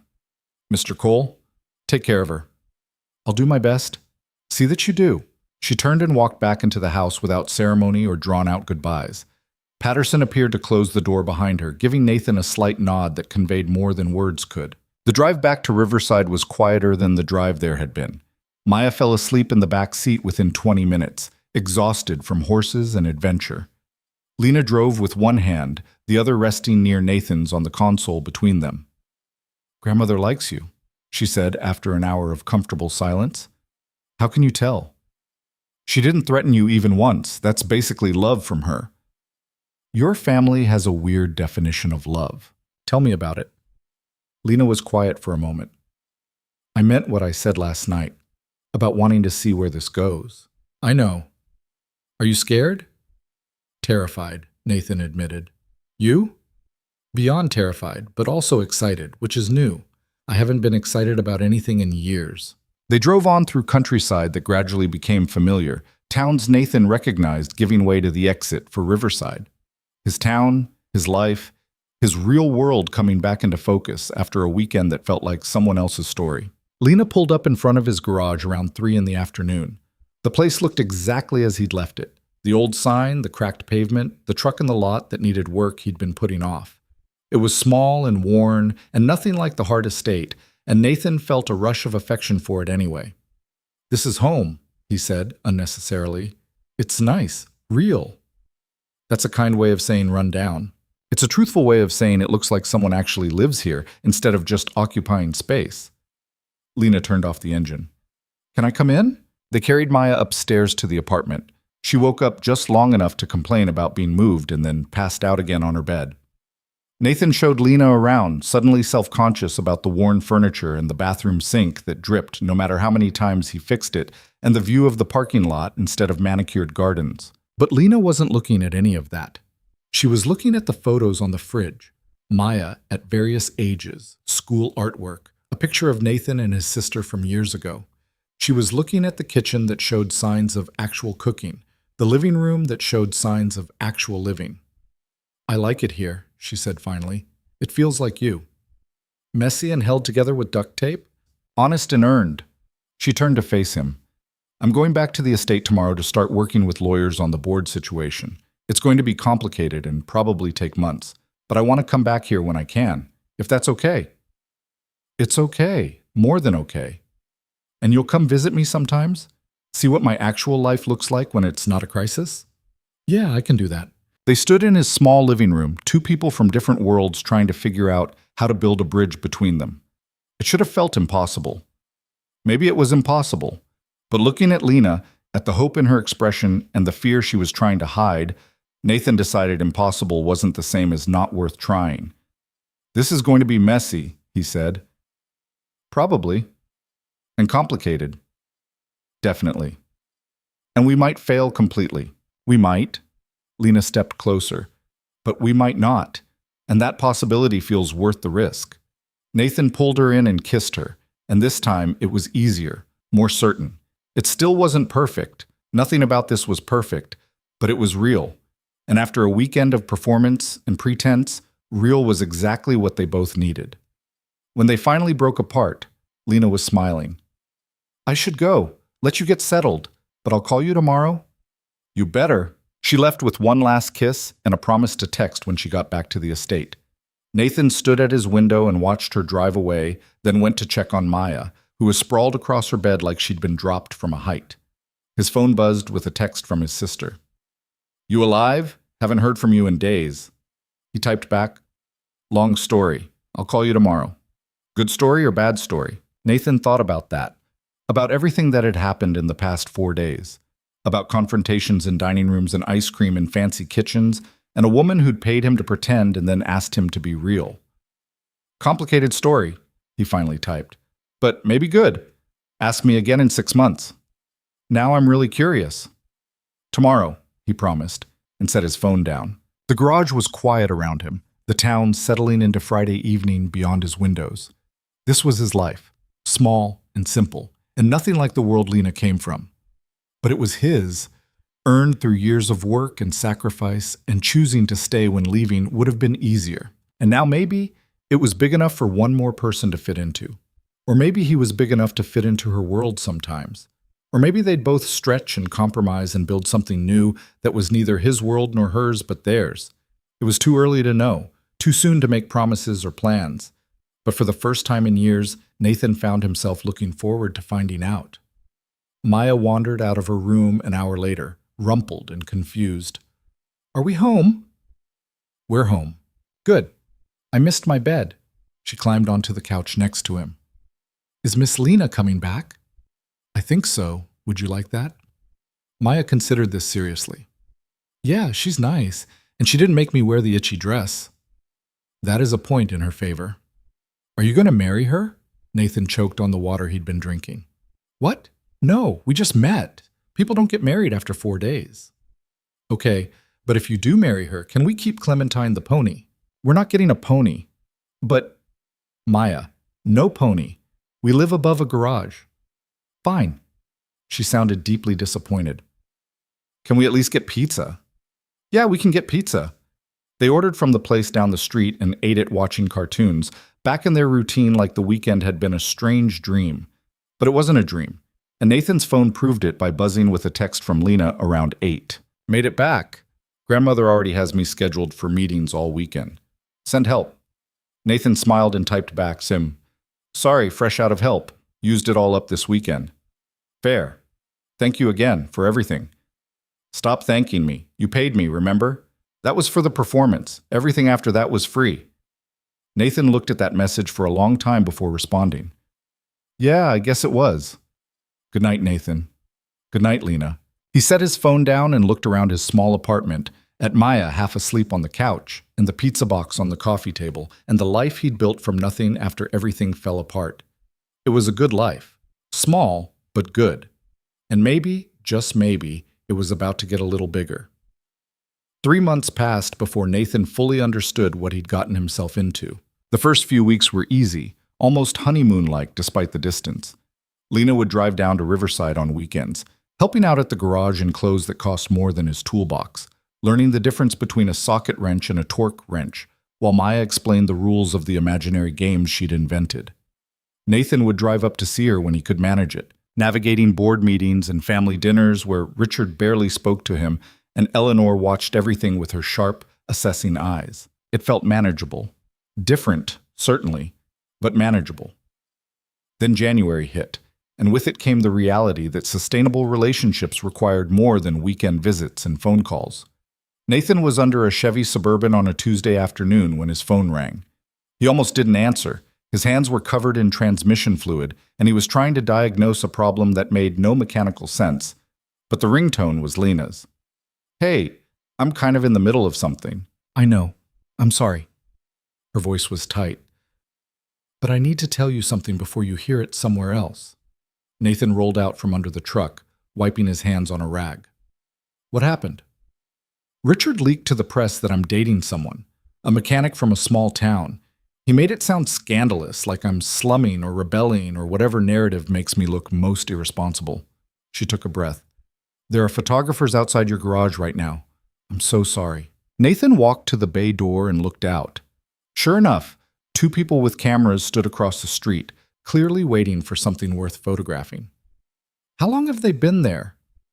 I don't know. I just got the call from our PR team 20 minutes ago. Nathan, I'm sorry. I should have anticipated this.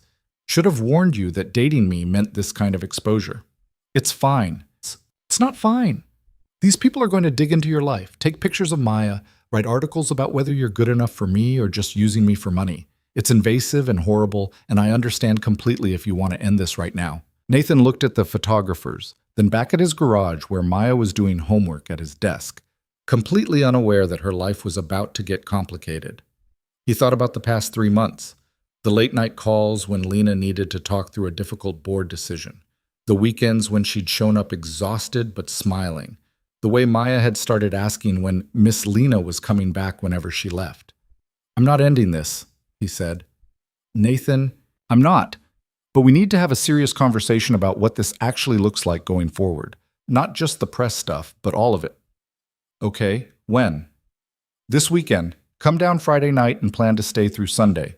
We'll figure it out. After he hung up, Nathan went back inside and called Maya over. Hey kiddo, we need to talk about something. Am I in trouble? No, but some people are going to be taking pictures outside for a while, and they might try to talk to you. I need you to not talk to them, okay? If anyone you don't know tries to ask you questions, you come get me immediately. Maya's eyes went wide. Why? Because Miss Lena's family is important, and some people are nosy about her life. It's annoying, but it's not dangerous. Just ignore them. Okay, she paused. Is Miss Lena in trouble? No, baby, she's fine. Just dealing with complicated grown-up stuff. The photographers stayed for 3 days before apparently deciding that a small-town garage wasn't interesting enough to justify the stakeout. In that time, Nathan's sister called him 4 times, demanding to know why she'd seen his garage on a celebrity gossip website. 2 of his regular customers asked if he was really dating that rich girl from the news. And Maya got sent home from school with a note saying other kids had been asking about the famous people in her life. By Friday, Nathan was ready to have the conversation he'd been avoiding. Lena arrived around 7, looking exhausted. She'd clearly driven straight from some business meeting. She was in a suit that probably cost more than Nathan's monthly mortgage, and her hair was pulled back in a way that made her look older and more severe. Before you say anything, she started, I talked to our lawyers about harassment statutes and we can… Lena, sit down. She sat on his worn couch, looking like she expected bad news. Maya was already in bed, worn out from a week of being the center of unwanted attention at school. Nathan sat across from her in the chair he'd bought at a thrift store 6 years ago. This isn't working. I know. I'll talk to Richard, make it clear that if he pulls something like this again. That's not what I mean.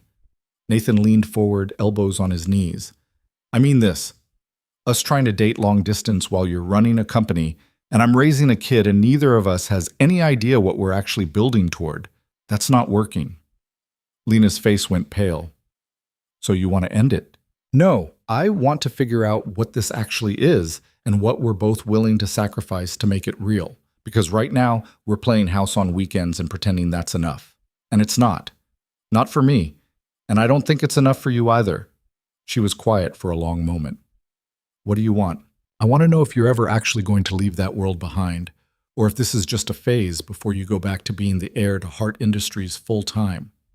I want to know if you see a future where you could be happy in Riverside, or if you're just visiting until you get bored. And I want to know if you're ready to be part of Maya's life for real, because she's already attached to you, and if this falls apart, she's the one who gets hurt. That's not fair. It's completely fair. You've been great with her, but being fun on weekends is different from being there when she's sick or struggling with homework or having a meltdown because someone was mean to her at school. If you're not ready for that level of commitment, I need to know now before we all get in too deep. Lena stood up, pacing to the window. You're asking me to choose between my family and you. I'm asking you to figure out what you actually want, because from where I'm sitting, you're still trying to please everyone. Your grandmother by staying involved with the company, Marcus by being the reasonable family member, Richard by not completely burning the bridge. And somewhere in there, you're trying to please me by showing up here and pretending to be someone you might not actually be. I'm not pretending. Aren't you? Because the Lena who comes here on weekends wears jeans and helps in the garage and plays with Maya. But the Lena who's running board meetings and dealing with corporate politics and managing a fortune is someone I've barely met. And I don't know which one is real or if they're both real or if you even know anymore. She turned to face him, and there were tears in her eyes. That's not fair. You don't understand the pressure. You're right. I don't. I can't. But that's exactly my point. We're living in two different worlds and pretending that love is enough to bridge them. And it's not. Love is work and compromise and sacrifice. It's choosing what you want more and accepting what you lose to get it. What do you want me to do? Walk away from everything my father built? Abandon my family completely? I want you to stop running from the choice and actually make one. Stay and commit to being part of Hard Industries and accept that this, he gestured between them, probably can't survive that kind of divided attention. Or step back from the company, accept what that means in terms of your relationship with your family, and build something different. But you can't keep doing both and expect either one to work. Lena sank back onto the couch, covering her face with her hands. I don't know how to do that. I don't know how to choose. Nathan moved to sit next to her, not touching but close enough to be present. Then maybe you're not ready for this. And that's okay. It doesn't make you a bad person. It just means we tried something that didn't work out. Is that what you want? For us to end this? No. But I also don't want to spend the next year watching you tear yourself apart, trying to be everything to everyone, while Maya gets more attached and I fall more in love with someone who's never going to be fully present. That's not fair to any of us. They sat in silence for a long time.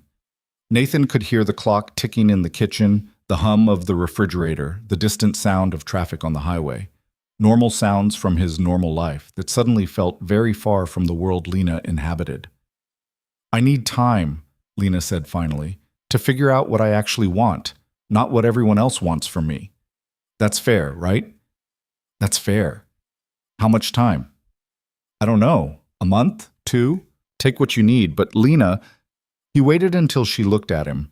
Be honest with yourself. Don't just tell yourself the story you think will make everyone happy. Figure out what will actually make you happy, even if it means disappointing people. She nodded, tears sliding down her cheeks. Can I stay tonight? I don't want to drive back like this. Of course. She fell asleep on his couch, still in her suit, looking young and lost. Nathan covered her with a blanket and went to bed in his own room, staring at the ceiling and wondering if he'd just ended the best thing that had happened to him in years or saved them both from a slow, painful dissolution. The next 6 weeks were strange. Lena didn't visit and Nathan didn't push. They texted occasionally, brief exchanges about how Maya was doing, or whether Nathan had fixed his truck yet. But the easy intimacy they'd built was gone, replaced by careful politeness that hurt more than silence would have. Maya asked about her twice before apparently deciding that grown-ups were too complicated to understand and going back to her world of school and friends and imaginary games. Nathan threw himself into work, taking on extra jobs and finally fixing the garage's roof. He went on a date with a woman his sister set him up with, a teacher from the next town over who was nice and normal and didn't come with corporate drama. It was fine, pleasant even. But when she kissed him goodnight, all he could think about was Lena, and he knew that wasn't fair to either of them. He told his sister he wasn't ready to date yet. She didn't push. February turned into March. The photographers never came back. Life returned to its normal rhythm, and Nathan tried to convince himself that this was better, simpler, safer. Then one Thursday afternoon, Eleanor Hart walked into his garage. She was dressed impeccably as always, completely out of place among the oil stains and power tools. Behind her, Patterson carried what appeared to be a picnic basket, looking as unflappable as ever. "Mr. Cole," Eleanor said, "I hope I'm not interrupting." Nathan wiped his hands on a rag that wouldn't make them any cleaner. "Mrs. Hart, this is unexpected." "Eleanor, please.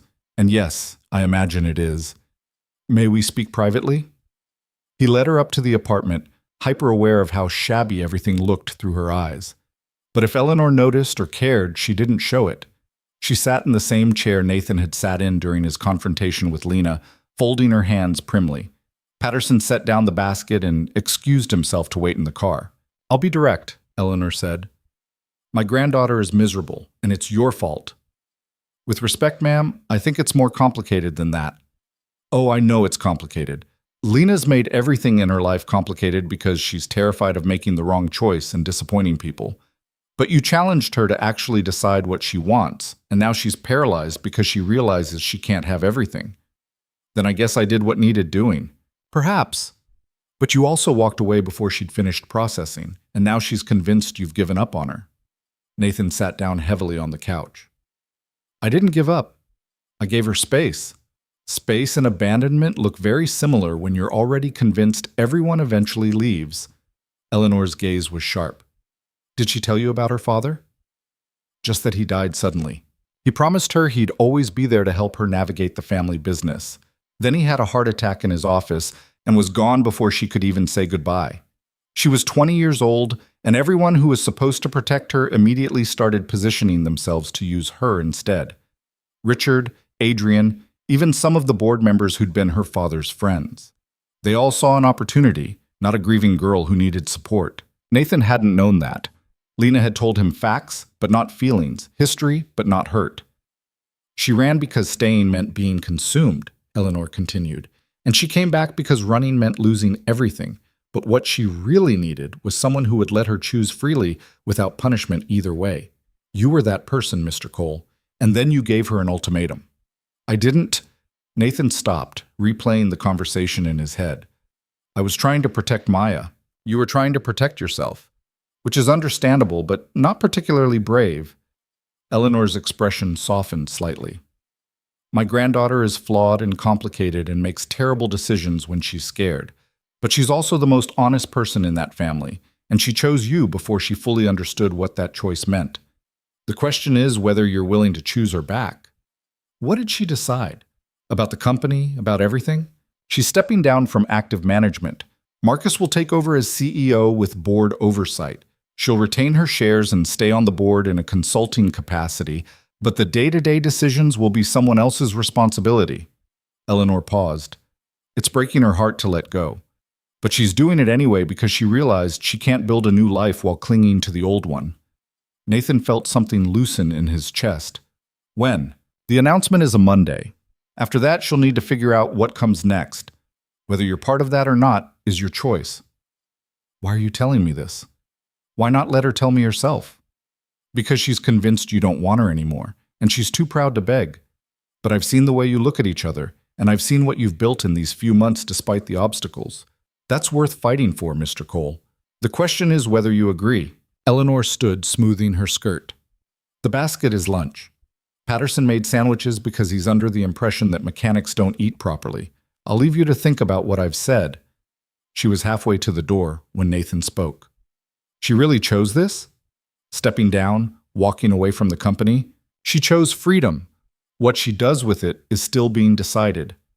Eleanor looked back at him. But I believe she'd like to spend at least some of that freedom with you and your daughter, if you'll have her. After she left, Nathan sat with the picnic basket unopened on his coffee table, trying to process everything. Lena was leaving Hart Industries. Actually leaving, not just talking about it or planning to eventually. She was making the choice he'd challenged her to make, even though it meant losing something she'd been born to inherit. That took courage he wasn't sure he fully appreciated until now. He opened the basket. Patterson had indeed packed sandwiches, along with fruit and cookies that were definitely homemade. There was also a note in Eleanor's precise handwriting. Don't be a fool. Some chances don't come twice. Maya got home from school an hour later and immediately zeroed in on the cookies. Where did these come from? Mrs. Eleanor stopped by. The grandmother lady? Why? To tell me I'm being an idiot. Are you? Nathan looked at his daughter, 6 years old and already too perceptive. Maybe. Probably. About Miss Lena? Yeah. Maya ate a cookie thoughtfully. I miss her. She was nice. I know, baby. I miss her too. Then why don't you call her? Out of the mouths of children. Because I'm scared. Of what? That I'll mess it up. That she'll realize we're too different. That you'll get hurt if it doesn't work out. Maya climbed into his lap, getting cookie crumbs on his shirt. But what if it does work out, and you missed it because you were too scared? Nathan hugged her tight, feeling 6 years old himself suddenly. When did you get so smart? I've always been smart. You just don't listen. He called Lena that night after Maya went to bed. She answered on the third ring, her voice careful. Hi. Hi. Your grandmother came to see me today. I know. I'm sorry, I didn't ask her to. She just decided… Lena, she told me what you're doing, about stepping down. Silence on the other end. Then quietly, I'm terrified. I know, but I'm proud of you. You are? Yeah, it takes guts to walk away from something that big, to choose what you want over what everyone expects. Nathan took a breath.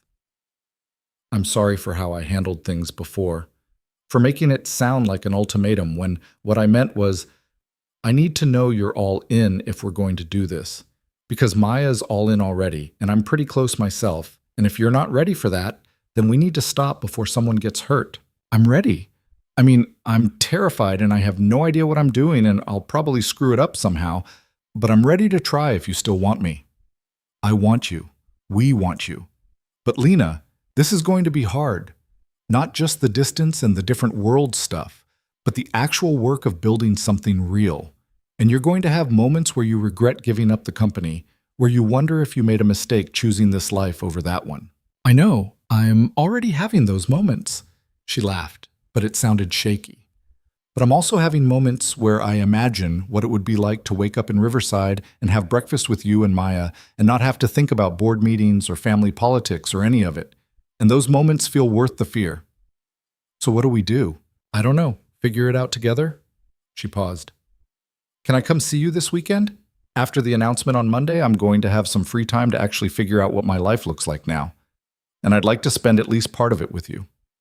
Yeah, come whenever you want. The door's always open. Nathan? Yeah? Thank you for not giving up on me, even when I was convinced you had. Thank you for choosing something different. That took more courage than I think you realize. They talked for another hour about nothing important. Maya's latest adventures at school, a car Nathan was working on that made no sense mechanically, Lena's plans for what to do with her newfound time. It was easy and comfortable and felt like coming home after a long absence. Monday's announcement made the news. Hart Industries' heiress steps down ran in the business section, with speculation about why Lena Hart would walk away from a billion-dollar empire. Some articles suggested scandal, others suggested incompetence.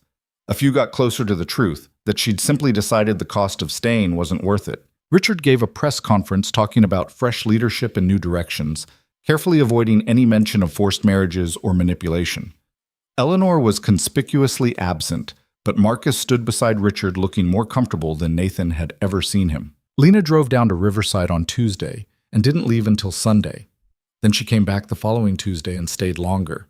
By April, she'd rented a small apartment above the coffee shop 2 blocks from Nathan's garage, claiming she needed a base while she figured out her next move.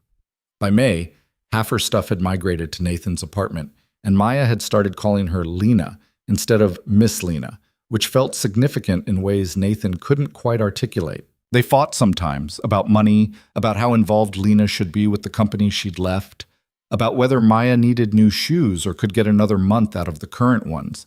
But they also laughed a lot and figured things out and built something that looked less like either of their old lives and more like something entirely new. In June, Nathan came home to find Lena and Maya in the kitchen making dinner together, or trying to, based on the amount of flour covering every surface. They were laughing about something, and Maya was explaining her theory about why spaghetti was actually a vegetable, and Lena was nodding seriously like this made perfect sense. He stood in the doorway watching them, and something settled in his chest that had been unsettled for years. "Dad!" Maya noticed him. "We're making dinner." "I can see that. Should I be worried?" "Probably," Lena admitted, flour in her hair. "But we're committed to the chaos now." They ate the slightly burned pasta and mostly raw garlic bread, and it was terrible and perfect. Afterward, while Maya was in the bath, Lena and Nathan cleaned up the disaster zone that had been his kitchen. "I talked to Eleanor today," Lena said, scrubbing a pot that might be beyond saving. "She wants to create a foundation focused on helping people escape controlling family situations. Legal aid, therapy, relocation assistance, all of it. She asked if I wanted to run it." "Do you?" "I think so. It feels like using what I went through to actually help people instead of just surviving it and moving on. She glanced at him. It would mean traveling sometimes, fundraising, board meetings. Not as intense as hard industries, but not nothing either. Sounds like something you'd be good at. You're not worried it's too much like my old life? I'm worried you'll be bored if you don't have something that challenges you. And I'm worried you'll resent me if I hold you back from doing meaningful work. Nathan set down the dish he'd been drying. But mostly I trust you to know what you need and to tell me when something isn't working. Lena abandoned the pot and hugged him, getting soap on his shirt. How did I get so lucky to find you? You walked into a garage looking for help and I was dumb enough to say yes. Best $50,000 I ever spent. You know, I've been thinking about that. Nathan pulled back enough to look at her. I want to pay you back. What? No, that was payment for services rendered. It was payment for a performance that became real. And now that it's real, I don't want that money hanging over us, so I'm paying you back. It'll take a while. I'm thinking 10 years of monthly payments, but I want to do it. Lena looked like she wanted to argue, then seemed to understand what he was actually saying. That he wanted their relationship built on choice, not transaction. That he wanted to start fresh without the weight of how they'd begun. Okay, she said quietly, but I'm putting it in a college fund for Maya. Deal. Maya emerged from the bathroom in her pajamas, interrupting the moment. Can Lena read me a story? If she wants to. Lena smiled. I want to. Nathan cleaned up the rest of the kitchen while Lena and Maya disappeared into the bedroom. He could hear Lena's voice reading some book about dragons, could hear Maya asking questions and Lena answering with complete seriousness, could hear his daughter laugh at something Lena said. This was his life now. Not the one he'd planned, not the simple existence he'd carved out after his divorce. Something bigger and messier and more complicated, but also fuller. Richer. Real in a way nothing had been real in a long time. When Lena came back out, Maya was asleep, and Lena looked content in a way she hadn't at the beginning. She's out, Lena reported, collapsing onto the couch. 3 pages in. Must have been a boring book. It was a book about a fractions disguised as a dragon story. She saw right through it. Lena pulled Nathan down next to her. Can I ask you something? Do you ever regret it? Saying yes to that first crazy request? Nathan thought about it honestly. Sometimes I regret how hard it's been. The photographers, the articles, explaining to my sister why my life got so complicated, but regret saying yes? No, never that. Even though it meant turning your whole life upside down? My life needed turning upside down. I was stuck in a pattern that was safe, but small. You gave me a reason to be brave again. He kissed her forehead. So no regrets. They sat together in the quiet apartment, 2 people who'd started as strangers in a garage and become something neither of them had quite expected. It wasn't a fairy tale. There was no magical transformation, no perfect resolution where everyone got exactly what they wanted. Richard still barely spoke to Lena. Her trust fund was still complicated. Nathan's garage still needed constant repairs and his truck was still held together by hope and duct tape. But Lena was free. Actually free for the first time in her adult life. Free to choose where she lived and who she loved and what she did with her time. And she'd chosen this, a mechanic and his daughter and a small town that didn't care about corporate empires or family legacies. She'd chosen honest over easy, real over safe.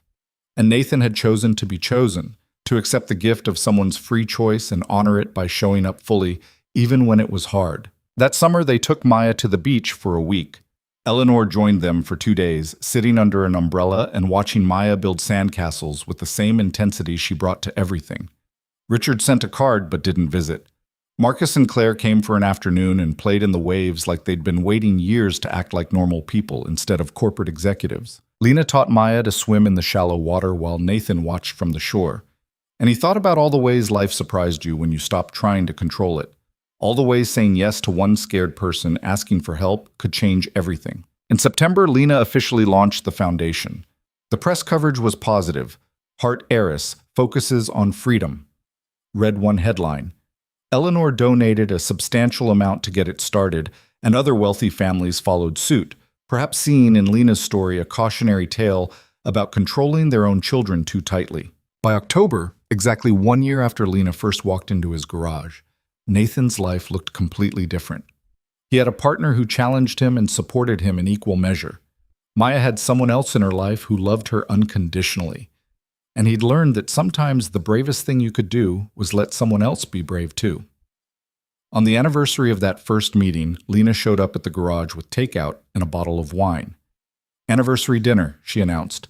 "Is this a thing we're celebrating?" "It is now. 1 year since I made the best impulsive decision of my life." They ate sitting on the hood of Nathan's truck in the garage, watching the October sunset paint the sky. Maya was at a friend's house for a sleepover, giving them a rare evening alone.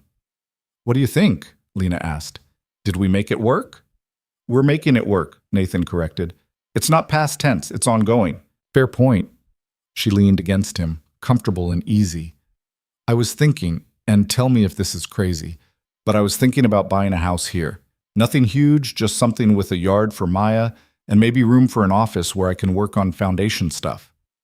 "That's not crazy. You don't think it's too fast?" "Lena, you've basically been living here for 6 months. A house is just making it official." "True." She was quiet for a moment. "I want Maya to have stability, and I want us to have space to actually build a life instead of just visiting each other's lives." "Then let's find a house." They spent the next month looking at properties, Maya coming along to vote on which ones had the best trees for climbing. They finally found a small place on the edge of town. 3 bedrooms, a yard that needed work, and a garage big enough for Nathan to maybe expand his business eventually. Lena bought it outright, which made Nathan uncomfortable until she pointed out that he'd been supporting them all for months while she figured out her foundation work, and this was her contribution to their shared life. "Besides," she said, signing the papers, "someone once told me that real partnerships are about each person contributing what they can, not keeping score." Smart guy. He has his moments. They moved in just before Thanksgiving, the 3 of them, and whatever strange family unit they'd become. Eleanor came for the holiday, bringing Patterson, who apparently had never taken a day off in 40 years and didn't intend to start now. Marcus and Claire drove up with their new baby, and Nathan's sister came with her husband and kids, and suddenly the small house was full of people and noise and the kind of chaos that comes from blending very different worlds. After everyone left and Maya was asleep in her new room, Nathan and Lena sat on their porch. Their porch, in their house, in their life they'd built together. "This is real now," Lena said. "Not pretend, not temporary. Real. It's been real for a while." "I know, but buying a house together feels different, more permanent." Nathan pulled her closer. "Does permanent scare you?" "Terrifies me, but in a good way mostly." She looked up at him. "Do you think we would have made it if we'd met normally, without all the drama and the forced proximity and the crisis that threw us together?" "I don't know. Maybe. Maybe not." Nathan thought about it. "But I'm glad we didn't have to find out. I'm glad you walked into my garage looking scared and desperate, and I was dumb enough to say yes. Best dumb decision either of us made." Agreed. They sat in the November cold until it got too uncomfortable, then went inside to the house that was theirs, the life that was theirs, the future they were building one imperfect day at a time. It wasn't a fairy tale ending. There was no magical resolution where all problems disappeared and everyone lived happily ever after. Richard eventually came around enough to attend Maya's 7th birthday party, though he left early and still looked uncomfortable. Lena had hard days where she missed the power and prestige of running Hart Industries.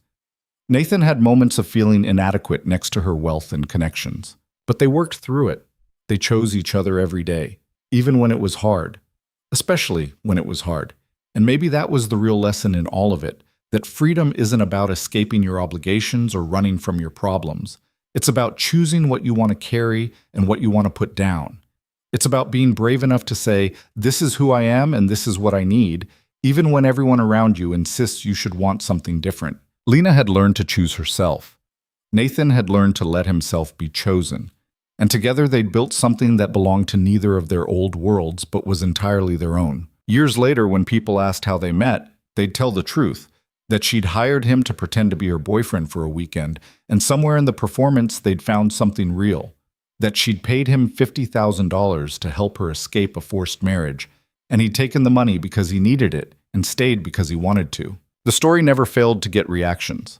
Shock, disbelief, judgment sometimes, but also recognition from people who understood that sometimes the best things in life start from the most unlikely places. That sometimes saying yes to something crazy is the sanest thing you can do. And when Maya got older and asked about it, really asked, wanting to understand the full complicated truth, they told her that too. That her father had been brave enough to help a stranger, and her Lena had been brave enough to ask. That they'd both been scared and flawed and making it up as they went along. That they'd fought and struggled and almost given up more than once. But they hadn't given up. They'd chosen each other and kept choosing and built a life that was messy and imperfect and real. And in the end, that was enough. More than enough. It was everything.